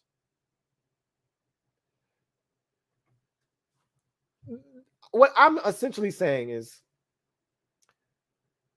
that logic isn't faulty. It's not faulty logic. It makes a ton of sense. And that's why I said, if you take Kyle Hamilton, guess what they're going to have to do? Draft a second round wide receiver. So your logic is not faulty. It's just, if you can get the receiver out of the way early, it takes the stress away of hoping that all of the good ones aren't gone by the time you get on the clock at 47. And then having to settle for a Sky Moore or a Shaquille Shakur. And I like Sky Moore. I don't love Sky Moore. Okay. I like Sky Moore. I watched his tape, and he doesn't play to the speed that he ran at the combine. I didn't walk away saying, man, that Sky Moore, he looks more like a third round pick to me. Someone's going to take him in the second round. That's not what I'm looking for our team, though. I want more than that. But that's what you may be staring in the face of if you don't get a receiver at 11. So you have to be careful with this. Oh, it's depth at receiver. Sure there is. But eventually, 14, 15 receivers go off the board, and it's a very realistic possibility that by the time we get to 47, 13 receivers have been taken. You start getting into that 14, 15, 16 territory, shit starts to look a lot different. There's a guy I really like, Jalen Tolbert. Okay, out of Alabama, out of South Alabama. I like him a lot. Like, that's the kind of territory you find yourself in, potentially. Potentially. If you wait. If you wait, you find yourself, but Jalen Tolbert played at South Alabama. You got to be careful when you're taking these dudes that play at these smaller schools. And South Alabama is a D1 school. It's not like he played at, a Division I AA school where you're not sure, like Christian Watson did. He played in D1 ball. Is just, he didn't see a lot of NFL corners. There were some games in there he played against NFL caliber teams, or teams that had NFL talent on it, and he wasn't scared. So, again, I said all of that to say this. Your logic is not faulty. It's not wrong. But if you can avoid the stress of waiting to see what falls to you, that's what you want to do. And taking a receiver at 11 allows you to avoid the stress of essentially picking from what's left. You take a receiver at 11, you're getting among the best in the draft. Because there's a realistic possibility that at 11, the seal is still on the wide receiver position. There's a realistic possibility that we could pop the top on the receiver position, meaning we get to pick the one that we deem to be the best, or the one that we feel like fits our scheme the best. Ron made it abundantly clear. Not every receiver fits what we do. He's right. Fit is, I told you, the thing that matters the most in the NFL is fit. Tom Brady isn't the GOAT. If he would have come to Washington, he wouldn't be the GOAT. He would have been out of the league 17 years ago. If he went to Cleveland, he wouldn't have been the GOAT. He'd have been out of the league 13 years ago. He went to New England, and it was the perfect fit. A lot of times, players are talented, but it's about the fit. And all of these receivers y'all talking about, a lot of these dudes don't fit what we do. Ohio State fits what we do because they run a very similar offense to what we run in terms of what they ask their receivers to do. A lot of shallow crosses, a lot of intermediate routes, coming back to the football. that's what our offense is. A lot of these dudes in the draft, they weren't running a lot of this stuff. So, it'll be interesting to see, But I get where you're coming from. Thank you for the super chat.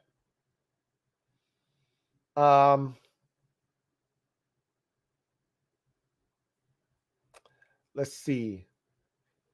Chris Buckman. Thank you for the super chat. Greatly appreciate you. Chris writes, would you trade back?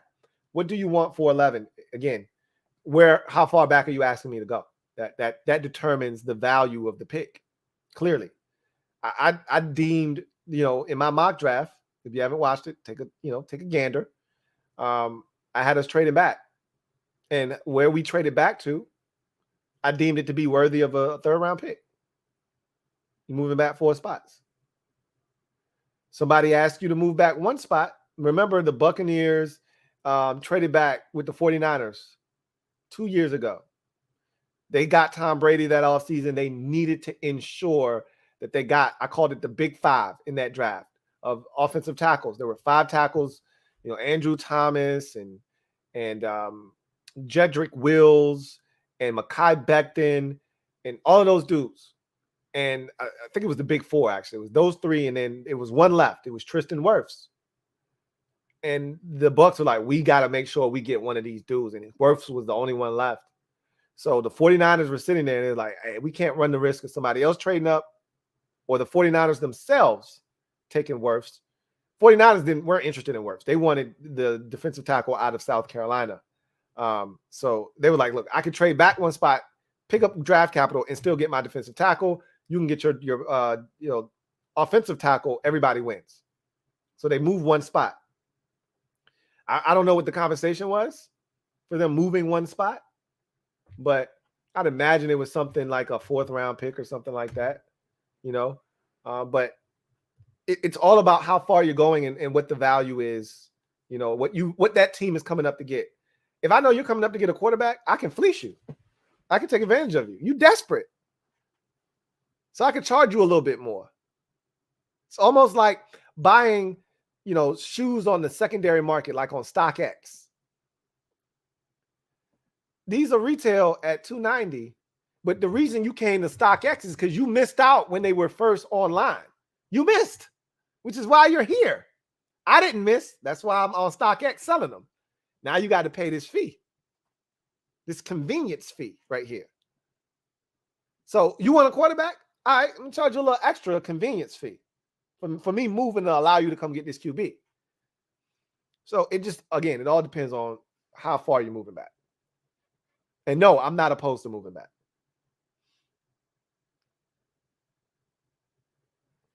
Heavy K, Commander fan, thank you for the super chat. Greatly appreciate you. Thank you for being a member of the MOBB. Heavy K writes, hey, Lou, you're right. We need to get behind Wentz. Again, there are certain members of this fan base that want to be right more than they want to see this team succeed. I can't tell you how many people wanted Dwayne Haskins to fail so they could say, I told you so, which to me, that's the dumbest thing in the world, because I've long said, as fans, we don't always view things from the same prism, but there's usually one common denominator, one common thread with all fans. We all want the same thing. We want the team to win. Now, how we get there, we all have different philosophies in doing that a lot of times. Like, you would build the team this way. A lot of you want to run the football, get the offensive line, get a big back, this, that. Like, we may have different ways of achieving the same goal, but the fact remains the same. We all want the same goal, and that's to win big, win a Super Bowl. The people that root against the team because they want to say, I was right, you shouldn't have taken Dwayne Haskins, or you shouldn't have traded for Carson Wentz, that sector of the fan base, I don't know if I can get with that sector of the fan base, because that doesn't make any sense. Once he's here, I didn't agree with Ryan Fitzpatrick. You guys know how I felt about Ryan Fitzpatrick. I was like, I don't want anything to do with this guy. Any team that Ryan Fitzpatrick starts a game for cannot make the playoffs. I told you guys this when we got him. I said it's in the NFL bylaws. If Ryan Fitzpatrick starts a game for you, you cannot make the postseason. We were doomed from the start. The man started a quarter and a half. He started 13 snaps. And our season was done because of it. I wanted no parts of him, but you know what? He's here. So guess what?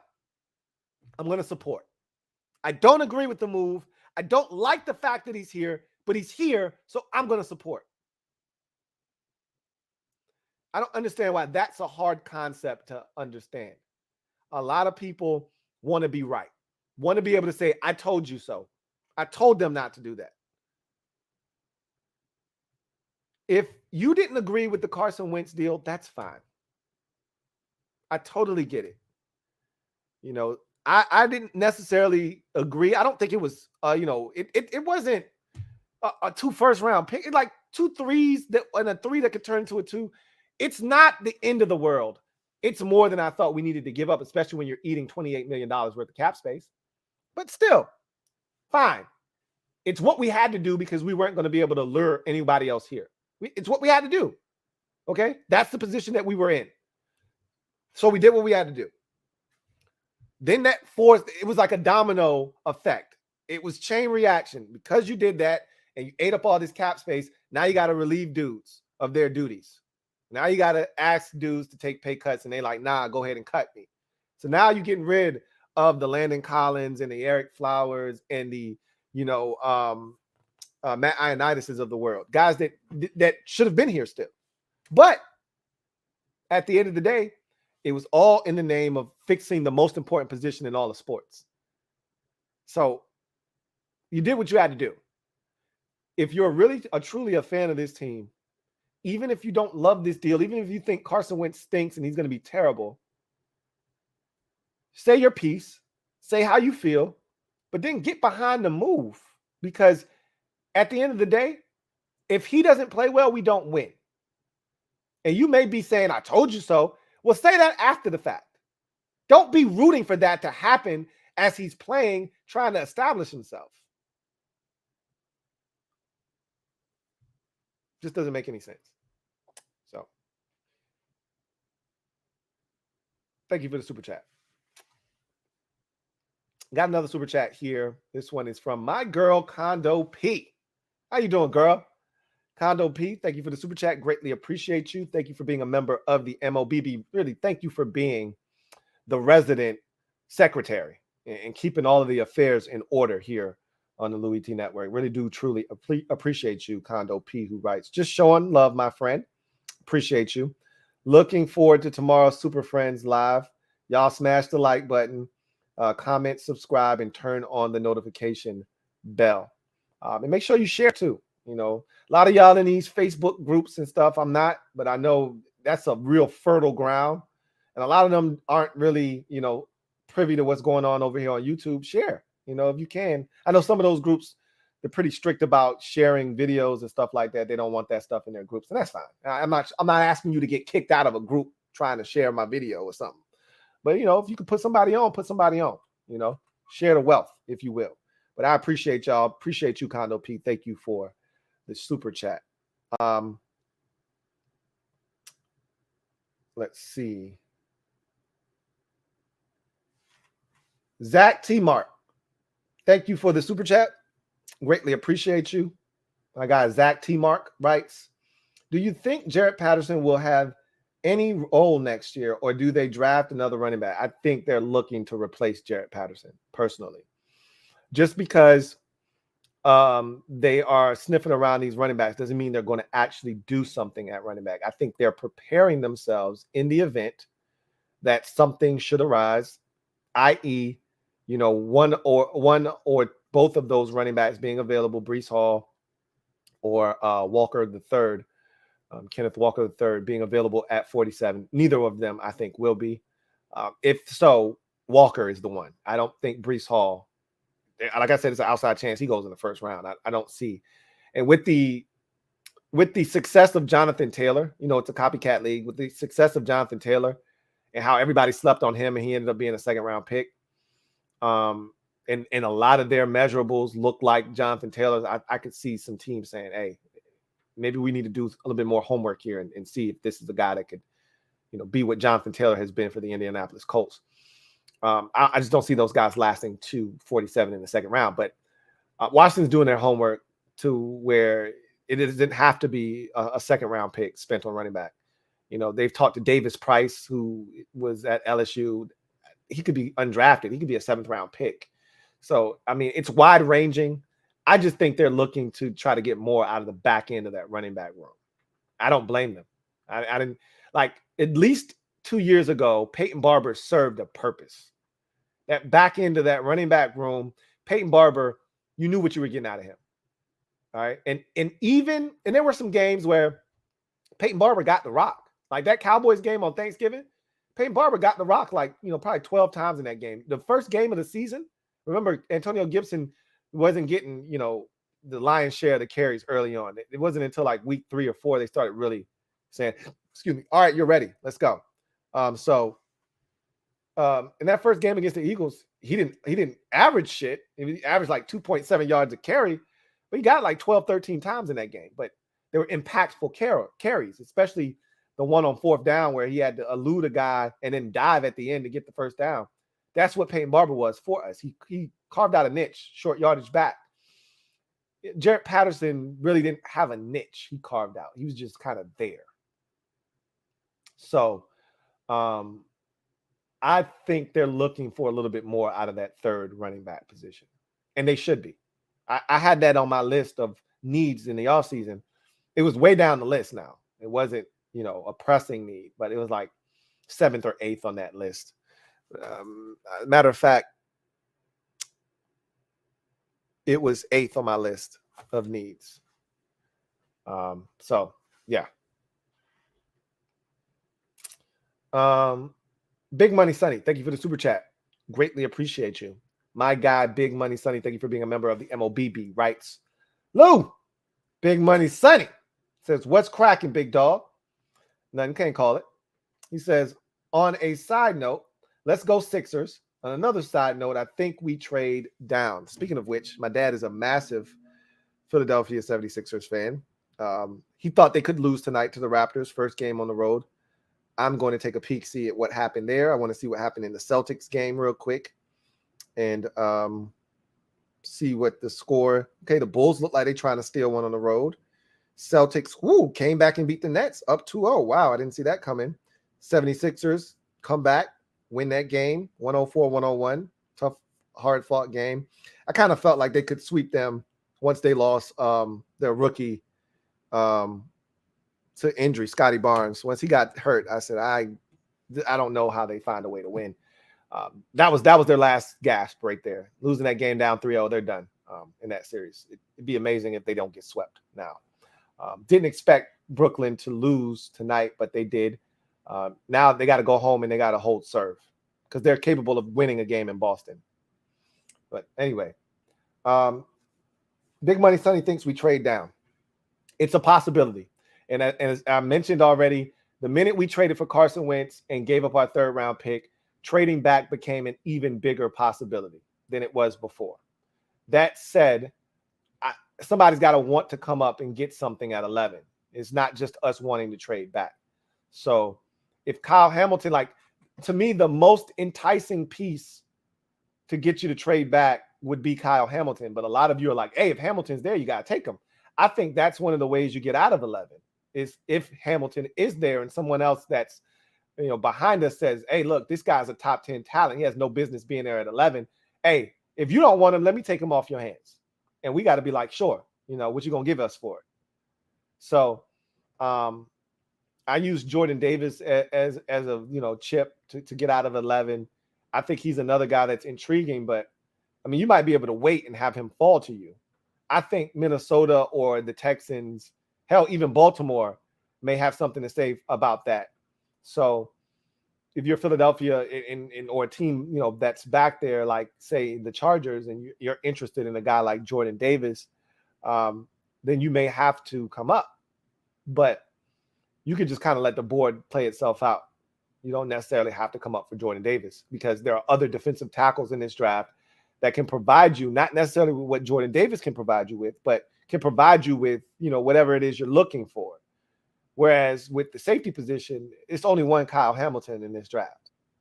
So you can say that about Jordan Davis too. But I mean, there are other guys that are super talented, not quite like Kyle Hamilton. Like, I think there's a chance he's the only first round safety taken in this draft. Yeah, Daxton Hill has something to say about that, but I could see him slipping to early second round, but we'll see. We'll definitely see. Trading back is definitely it's a possibility. It's on the table. Big Money Sonny, thank you for the super chat. Greatly appreciate you. Double up. Thank you for doubling up. Big Money Sonny, who writes, I'm a fan of this brother, but where do you see Malik Willis landing? Also, any chance we land a stud cornerback? So if we go no trades, just a raw mock draft, no trades, he's going 6 to Carolina. Guarantee it. I've got somebody trading in front of Carolina to take him at 5. You know how quarterbacks make teams do irrational things. So I got somebody trading up in front of Carolina to get him. But all in all, if we go raw, no trades, I've heard the rumor that, Baker Mayfield may end up in Carolina. I remember hearing Robbie Anderson saying, I don't want any parts of him.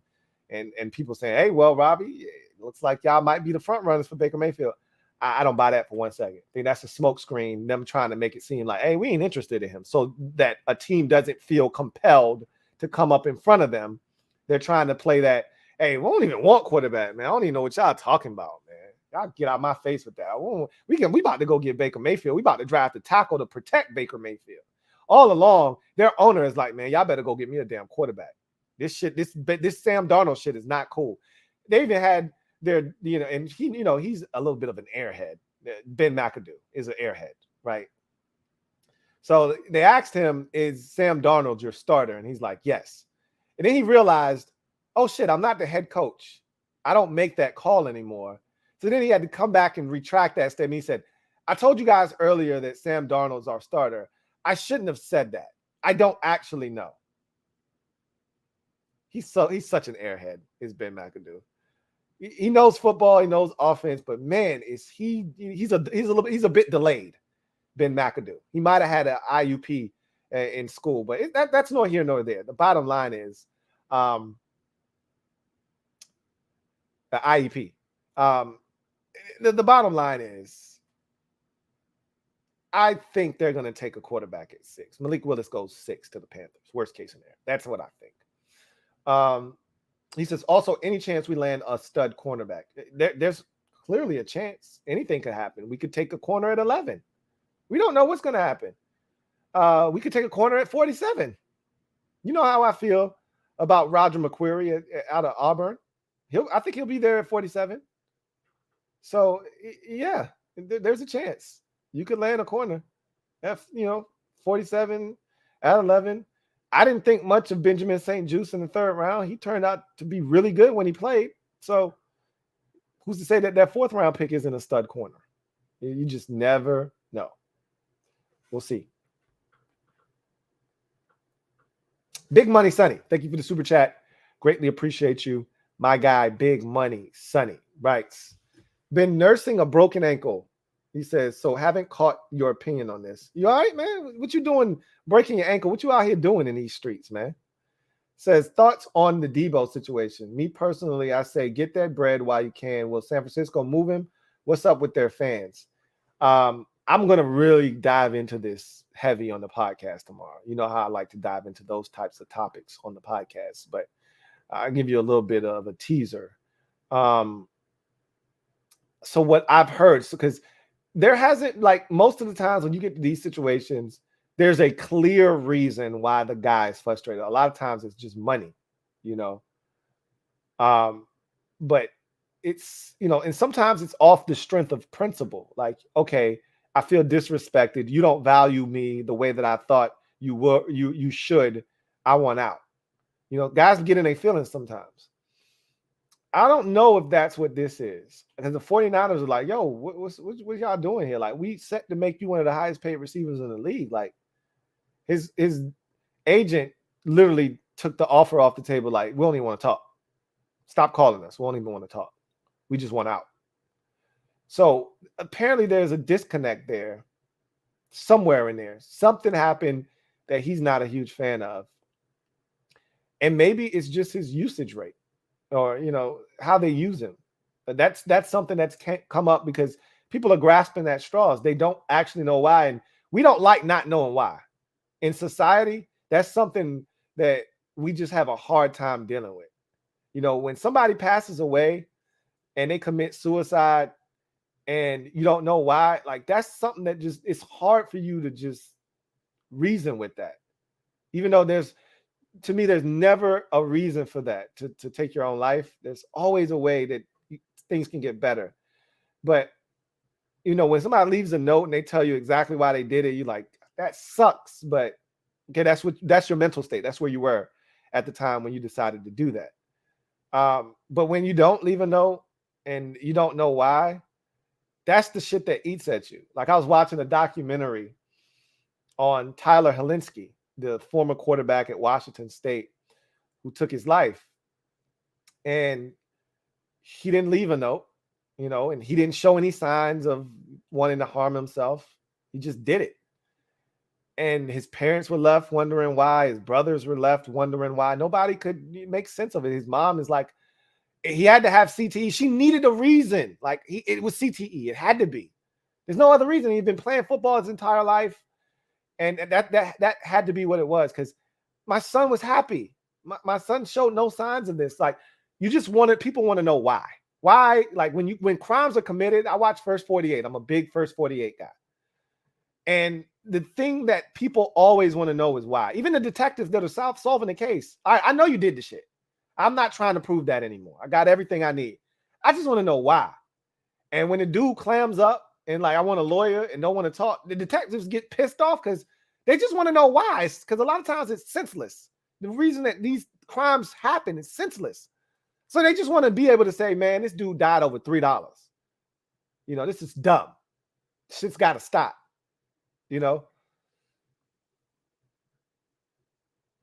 When Debo came out and said he wanted to be traded, everybody was like, well, why? Is it the money? It's got to be the money. And the first thing that everybody's saying is not the money. 49ers are like, yo, we are willing to pay this dude. We just broke Trent Williams off and made him the highest paid tackle. Like, we're not afraid to pay the dudes that we feel like are worthy of it. So clearly it's not money. And what the hell is it? You didn't even give the 49ers a chance to break you off. So everybody's trying to point at the usage rate. Him being used as a running back and taking all kinds of unnecessary hits.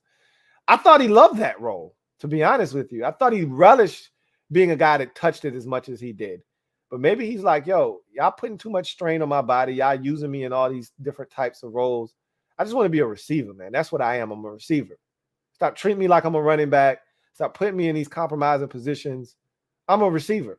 Maybe that's how he feels. I don't know. I can't speak for him, but it's a fascinating dynamic. We'll talk more about it tomorrow. We'll see where he ends up.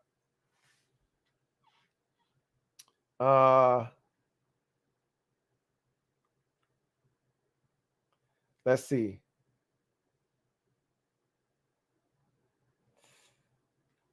Carlton Pagano Jackson, thank you for the super chat.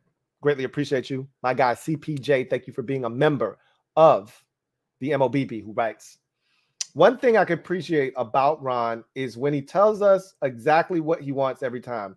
That said, Olave at 11, no matter how us fans feel he's worth, go and get him. Don't look back. I've already told you, Ron don't give two shits about what we think. He's proven that time and time again. And the other thing I've told you about Ron is he's pretty transparent. Since he got here, he told us that when he got here, like, I'm a pretty transparent dude. I say what I mean what I say.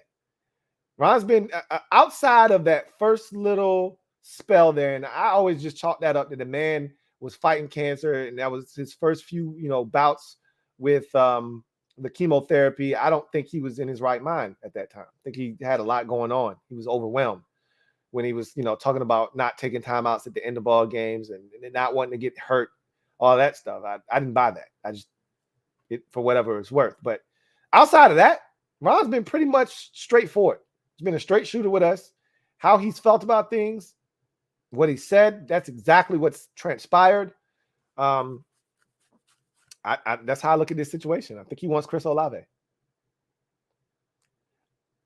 I don't think he is like fixated to the point where no matter who's available, he's taking Chris Olave. I just think he feels like in his mind how the draft is going to play out. Hamilton's not going to be there. Wilson's probably not going to be there. I think Drake London, they're doing their homework on, but I don't think he loves Drake London. I told you he's got an affinity for big receivers. Don't discount that. Don't discount that. And I would not discount Drake London. I'm not putting him in like if we were doing Vegas odds, he'd be the longest shot, Drake London, to be the pick at 11, for me, at least. But he still would have odds on the board. Like he's not one of these dudes that you can't even get, odds on. He's got odds on the board. But to me, the odds-on favorite is Olave. I've got Kyle Hamilton second and Garrett Wilson third, just because I think Garrett Wilson and Hamilton are going to be gone by the time we get to 11. Whether the Falcons or the Jets make the move, I think one of those two teams take, a receiver, and I think they choose Garrett Wilson. So we'll see what happens. But like you said, Ron, he's not going to hesitate to do what he thinks is right. Metaphor, thank you for the super chat. Greatly appreciate you. My guy Metaphor writes, hoping Hamilton's gone. Lose top receiver and more picks going back. That's another way to look at it. If you just want the receiver, then you got to hope Hamilton isn't there, because Hamilton complicates things. Not just from okay, he's here, so we should take him standpoint, which I think is in play. It also brings a lot of attention and heat to that 11th pick from other teams that may be interested. So there's a number of different angles that if you want a receiver at 11, Hamilton is your worst nightmare being available, because it brings so many more options to the table. Picking him, trading back so somebody else could pick him, those things all become in play. So I'm not opposed to any of it. I told you, I'm excited about the prospects of getting a receiver opposite of Terry, or getting a guy with the skill set of a Kyle Hamilton. Again, I watched his career at Notre Dame. The dude is a stud, man. I think he is the second most talented player in this draft class behind Derek Stingley Jr. So I think the world of the dude. So I wouldn't have any problems with us taking him. Dandrix, thank you for becoming a member of the MOBB. Stand up. You are officially in the building, Dandrix. Greatly appreciate you joining the squad. Mob, you know what to do. Show Dandrix some love and make him feel welcome. You won't be sorry. Welcome to the family. Welcome to the Mob Squad. Big Money Sonny, thank you for the super chat. Greatly appreciate you. My guy Big Money Sonny writes, you just described London as Leonard Hankerson. Nah. Nah, he ain't good old Hank, man. Hank was a different breed. Drake London's much better than Leonard Hankerson ever was. But those were good times, man. Old Hank. I wanted him to be good, but he wasn't. Old Hank. Hank had a nasty dead leg, and it wasn't in a good way to break dudes off with. 16 Devil Doc, thank you for the super chat. Greatly appreciate you, my guy. 16 Devil Doc writes, Lou,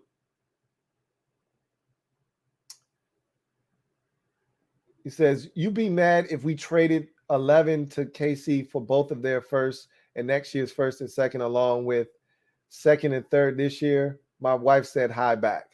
Okay, glad that she said hi.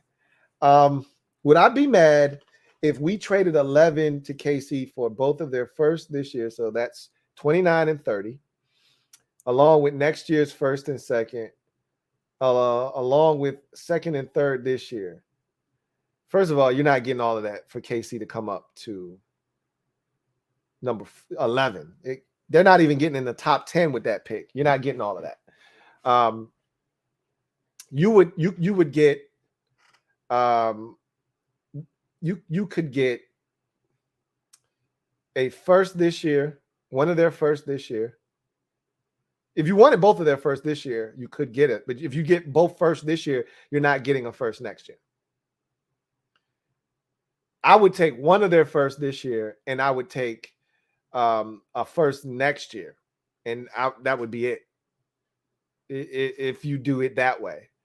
If you take one first this year, then that allows you to take like a second next year, and you could get like a third this year, or you could get two twos, a two this year, two next year, and then you flop once, you swap once. So essentially, you'd be getting two twos, a two this year, a two next year.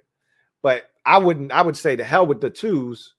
Just give me the one this year, so 29, and give me the one next year. You can keep your 30 this year. I don't need both of them shits. Give me the one next year, just in case Carson Wentz is ass. I'm now in a position with 2 first-round picks, just like the Eagles. Again, I don't expect the Chiefs to stink, so that first-round pick, more likely than not, is going to be back into the first round, but it's still a first-round pick nonetheless. So that would be my logic. You're not getting all of that. You're asking for King's ransom to come up. I'll give you a great example of what the compensation would be. Let's look at the Deshaun. Let's go with Chiefs. Trade up for Patrick Mahomes. Trade up to select Patrick Mahomes.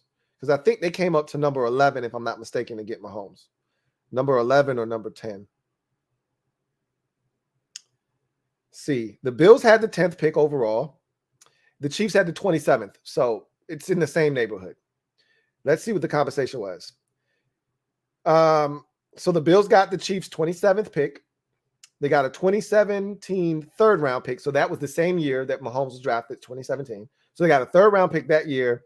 And they got the 2018 first-round pick. So that's along the lines of what you're going to get, right? If you're going to make a move like that and move that far back, you'd swap ones. Okay, so those don't really count. They cancel each other out. They essentially got a 3 that year and a 1 the following year. That's along the lines. You're not going to get all that stuff that you're asking for. That's way too much. What you're talking about is trading into the top 5 and moving all the way back to 29. We're at 11. You're not at 2 or 3. So you're not getting King's ransom. What you would get is one of Kansas City's ones, okay? And if you could be greedy and take both of them and be done with it. But I don't want 29 and 30. I want 29, and then I want your first next year. And then, as you saw in the Bills deal, you can get a third-round pick too. So would I be opposed to doing that?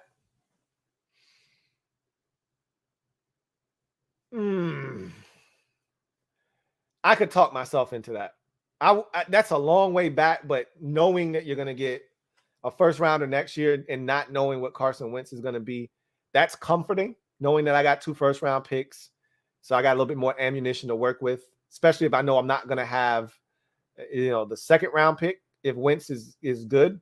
Even if Wentz is good, that second first-round pick, because the Chiefs are going to be good and they're going to end up in the AFC, no worse than the AFC divisional round. They've been in the championship game the last 4 years. So worst case scenario, they're drafting 27, 28, somewhere in there. So that pick's going to be back into the first. Worst case scenario, that's your second-round pick. Now that Carson Wentz deal is going to cost you a second. If he's good, now you got your second-round pick back in the form of another first. So that would be, and you could still draft a receiver, or you could draft another position, whatever, however the board fell to you. But I think you get to 27, or the Chiefs 29. Now you're in that Jahan Dotson, Treylon Burks, I think Jameson Williams is gone already. Christian Watson. Now you're in that territory. Jahan Dotson, Christian Watson, and Treylon Burks. I think those guys are available at that time if you're still looking wide receiver. If I had to pick between that group, I'd take Jahan Dotson in a heartbeat. But that would be interesting. Then you would have to play the wait and see game, and you'd have to pray that those guys fall to you. You know what else that would do though? That would put you in Breece Hall territory. That's what that would also do. So now instead of you taking a receiver in the first round, you can take a running back. So that would put you right in that Breece Hall, Kenneth Walker III territory at 29. So things would change if you traded that far back. Drastically, they would change. I wouldn't be against that. Just knowing that I would get the one next year. Boy, that's a long way to trade back. And you know how I'm a stickler for not trading back too far. But the one next year, knowing that the draft class of quarterbacks could be really good next year, is enticing to have that draft capital to trade up. It really is. So I wouldn't be opposed to that. White Run Guard. Stand up. You are officially in the building as a brand new member of the Mob Squad. Truly do appreciate you, squad. You know what to do. Squad up. Show White Run Guard some love and welcome him with open arms to the squad. Welcome aboard, White Run Guard. Greatly appreciate you and welcome to the MOBB. All right. Let's see.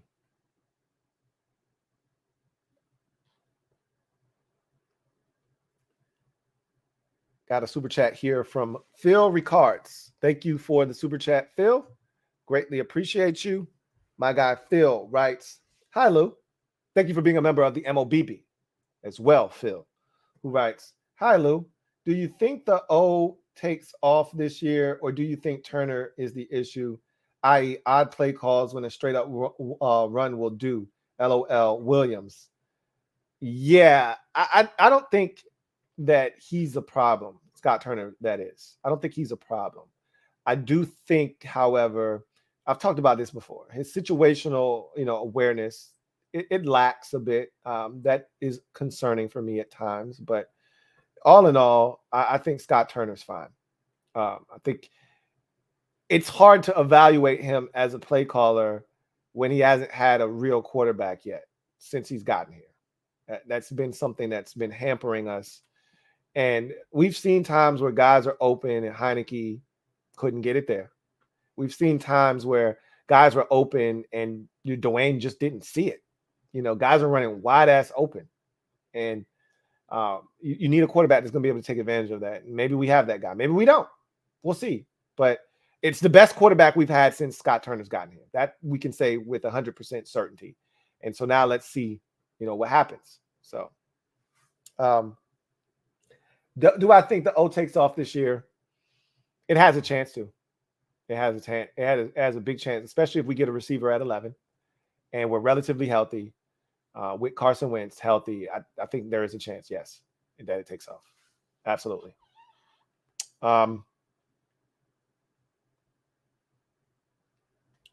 Big Money Sonny, thank you for the super chat. Greatly appreciate you. My guy, Big Money Sonny, writes, "When's the last time you remember us hitting on mini/all draft picks? I sure don't.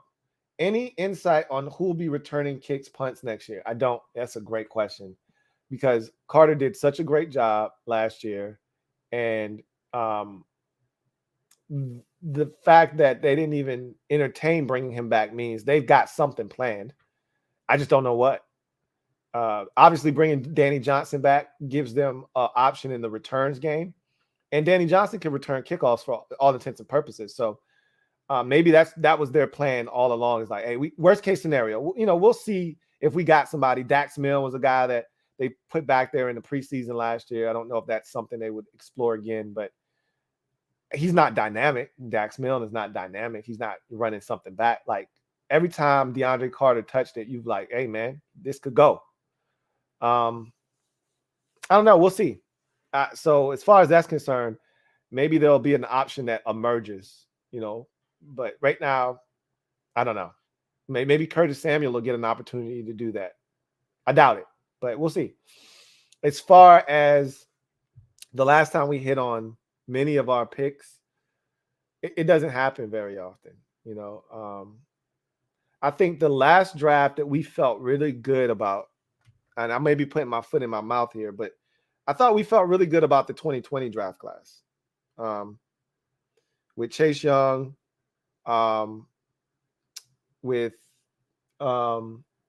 Antonio Gibson, with Cam Curl. So let's look at that draft class. It was 10 picks, if I'm not mistaken, in 20. No, that was 2021. That was last year. I think it was like 8 picks, maybe 8 or 9. In 2020. But let's run through it real quick. So obviously Chase Young at 2. Gibson was the third pick, the second pick in that draft, because we didn't have a second round pick. That was due to the Montez Sweat trade back into the first round. So we didn't have a second round pick. So Gibson was our second pick that year. That was another hit. Sadiq Charles, we were excited at the time. He's still depth on this team. He may ultimately turn into a starter for us. We don't know. So that the jury's still out on him. Gandy Golden, clearly that was a miss, but we were happy at the time. Keith Ishmael paid off huge dividends last year when we tapped into the center depth. He stepped up and gave us some quality snaps last year. So I'd say that was another hit there, because when you get a guy in the 5th round, you're not drafting him to necessarily be a starter. You're drafting him to be depth and be available when you need him, and that's exactly what he was last year. Khaleke Hudson, core special teamer. That's what you get in the 5th round. I consider that a solid selection, Khaleke Hudson. Cam Curl obviously was one of the crown jewels of that draft class in the 7th round. James Smith-Williams, much better and bigger contributor than I ever thought he was going to be. I love James Smith-Williams now as a backup defensive end. So that's another hit in the 7th round. So I would say 2020 was the last time. So right now, even if we considered Sadiq Charles not a hit, go through the draft, Chase Young, I consider that a hit, the rookie season, and I still think he's going to bounce back. Chase Young is a hit. Gibson is a hit. Sadiq Charles is a miss. Right now, if worst case scenario, he's a miss. I still think he has a chance to be solid for us. Gandy Golden is the only clear miss in this draft class as of right now. He's not even on the roster anymore. Keith Ishmael, I think that's a hit. He was huge for us last year. Khaleke Hudson is a core special teamer. I consider that a hit in the 5th round. Cam Curl, massive hit. And then James Smith-Williams, I think, is a really good hit in the 7th round. Anytime you get production the way we did out of the 7th round with those two guys, you feel like that's a good draft class. So out of a draft class of 1, 2, 3, 4, 5, 6, 7, and 8 guys. Out of a draft class of 8 guys, 6 have been contributors on this football team in some form or fashion. I think that's a really good. That's a hell of a draft, to be honest with you. And even if you considered like a Keith Ishmael being a mild hit, fine. 5 out of 8 is still excellent. Okay, so I'd say 2020 was the last time. I actually thought the 2020 draft was really good. Nick Flair Drip, I love it. Thank you for the super chat. Greatly appreciate you. Nick Flair Drip writes, "What up, Lou? What up, Nick?"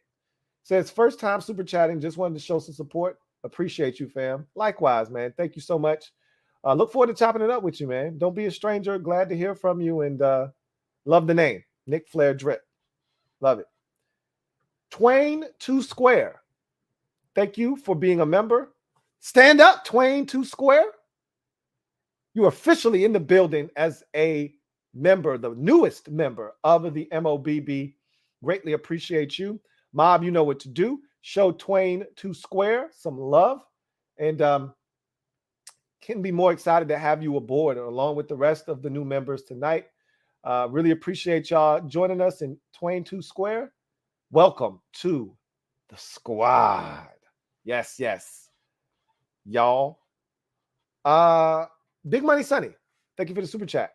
Greatly appreciate you. My guy, Big Money Sonny writes, why would fans root for anyone on the squad to fail? They can bounce goodbye. In the famous words of Nino Brown, see ya, wouldn't want to be ya. That's why it doesn't make any sense to me. But that you have fans in the fan base that would rather be right about a player not being good and we shouldn't have taken that guy, we shouldn't have done this, or we shouldn't have done that. They'd rather be right about that than cheer for the guy to be successful and be able to say, I was wrong. I'm not too prideful to say I was wrong.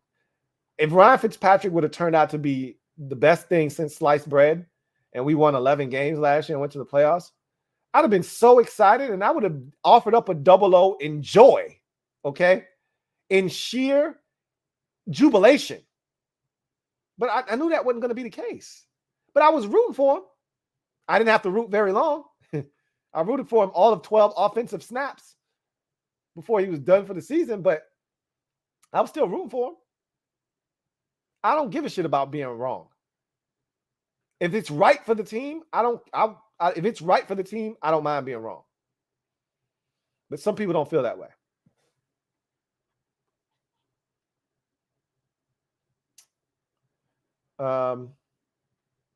Marcus Dixon, thank you for the super chat. Greatly appreciate you. My guy Marcus writes, any chance this Terry thing can turn ugly fast? There's always a chance. It won't, though. But it's not 0% chance. Yeah, you're damn right. Terry and his agent thinks he's worth this amount. Washington is like, come on, man. Come on, Terry. You strong-arming us here. Yeah, shit could turn ugly real quick, without a doubt. But it's not going to, because they value Terry very highly, and they're going to compensate him. You know, they're going to compensate him. If Terry and his agent are conducting themselves in a reasonable, that's the right word, reasonable manner, which I tend to believe that Terry is a reasonable guy. And I'm not telling him to take less. Get what you can get. But also your numbers and what you've done, it slots you in a specific spot. Like, let's not go overboard. You know, you're not Tyreek Hill. You're not Devontae Adams. So you shouldn't be demanding that kind of money. And I think they get that. And the team is going to clearly point that out in negotiations. So as long as they understand where they stand, I think the negotiations will eventually land on a number that it makes sense for both parties involved, and he'll get paid and he'll be back in Washington. So, but absolutely anything could happen.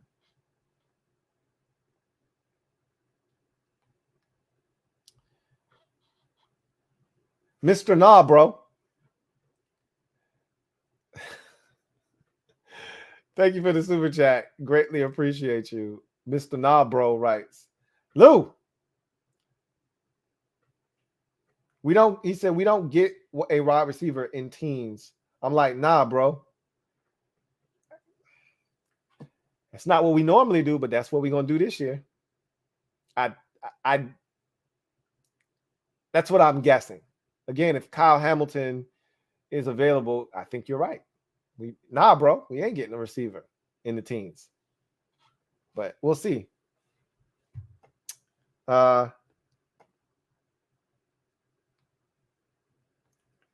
Let's see.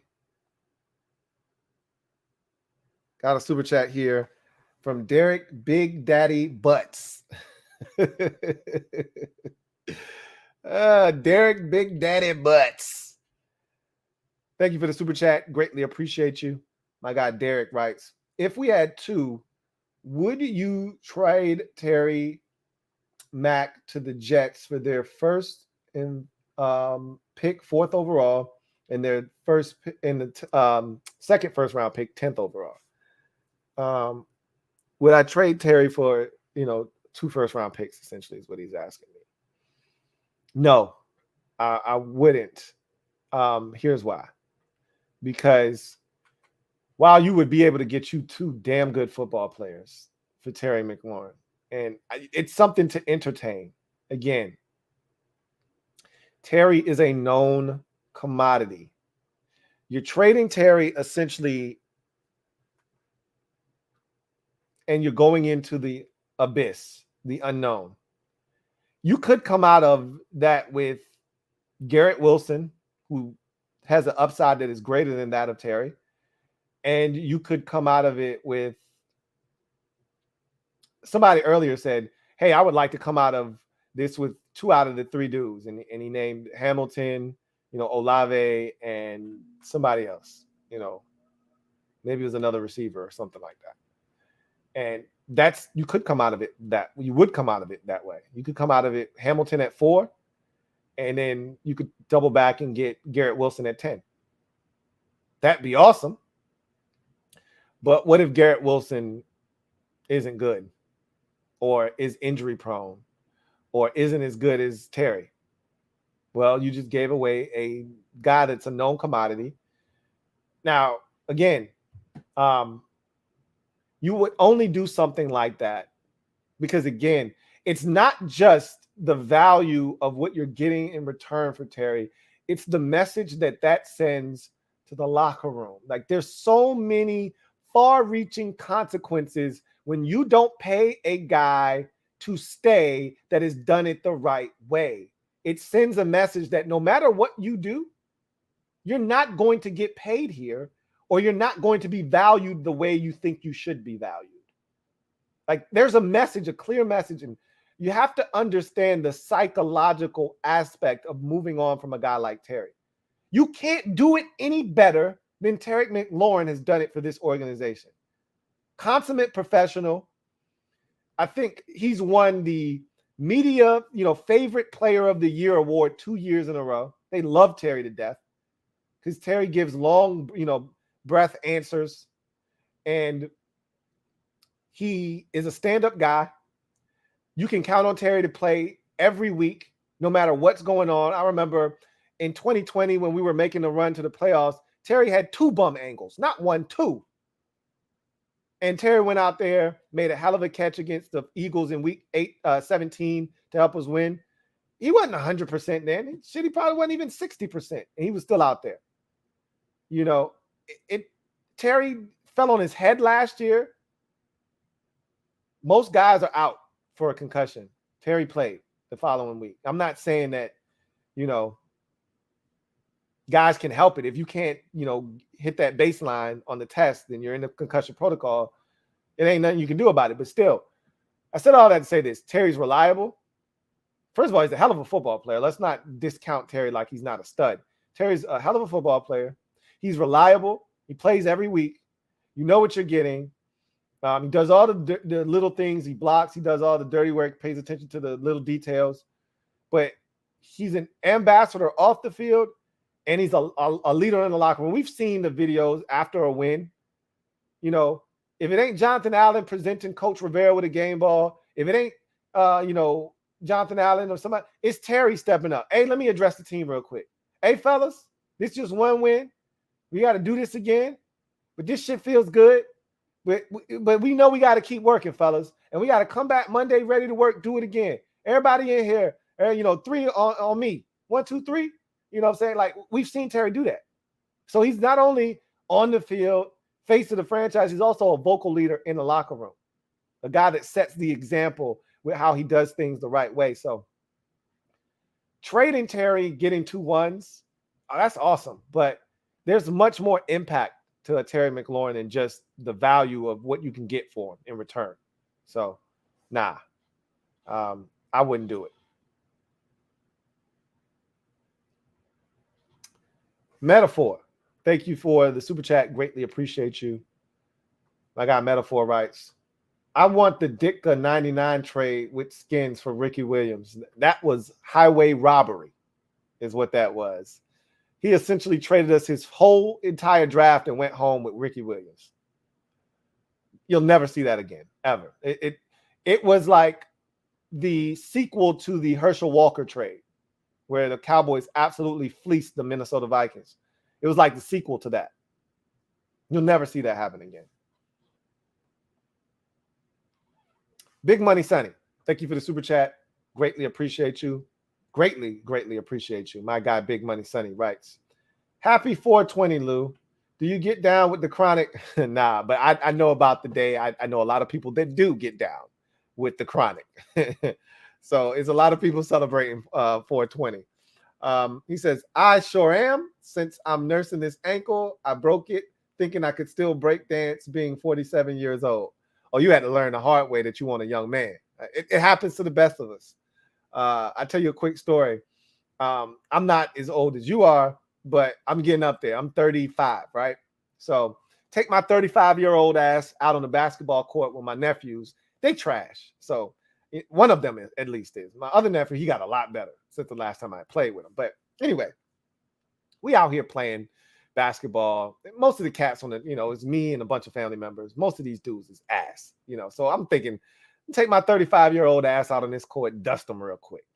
I don't like stretching. I've never been a fan of stretching. I've never stretched really, except for when I played football. They made us stretch. Baseball, they make you stretch. When you play any team sport, they make you stretch and do all the things that you're supposed to do. But you don't make me, I'm not going to. I'm just going to go out there cold. That's always been the way I operate. But as you get older, can't do the shit you used to do when you were a kid. And I had one of those rude awakenings. So I don't stretch. Haven't been on a basketball court in ages. I'm talking probably like 2 years, right? But when you can shoot, just give me 5 minutes to warm up, get a couple shots up, and I'm ready. So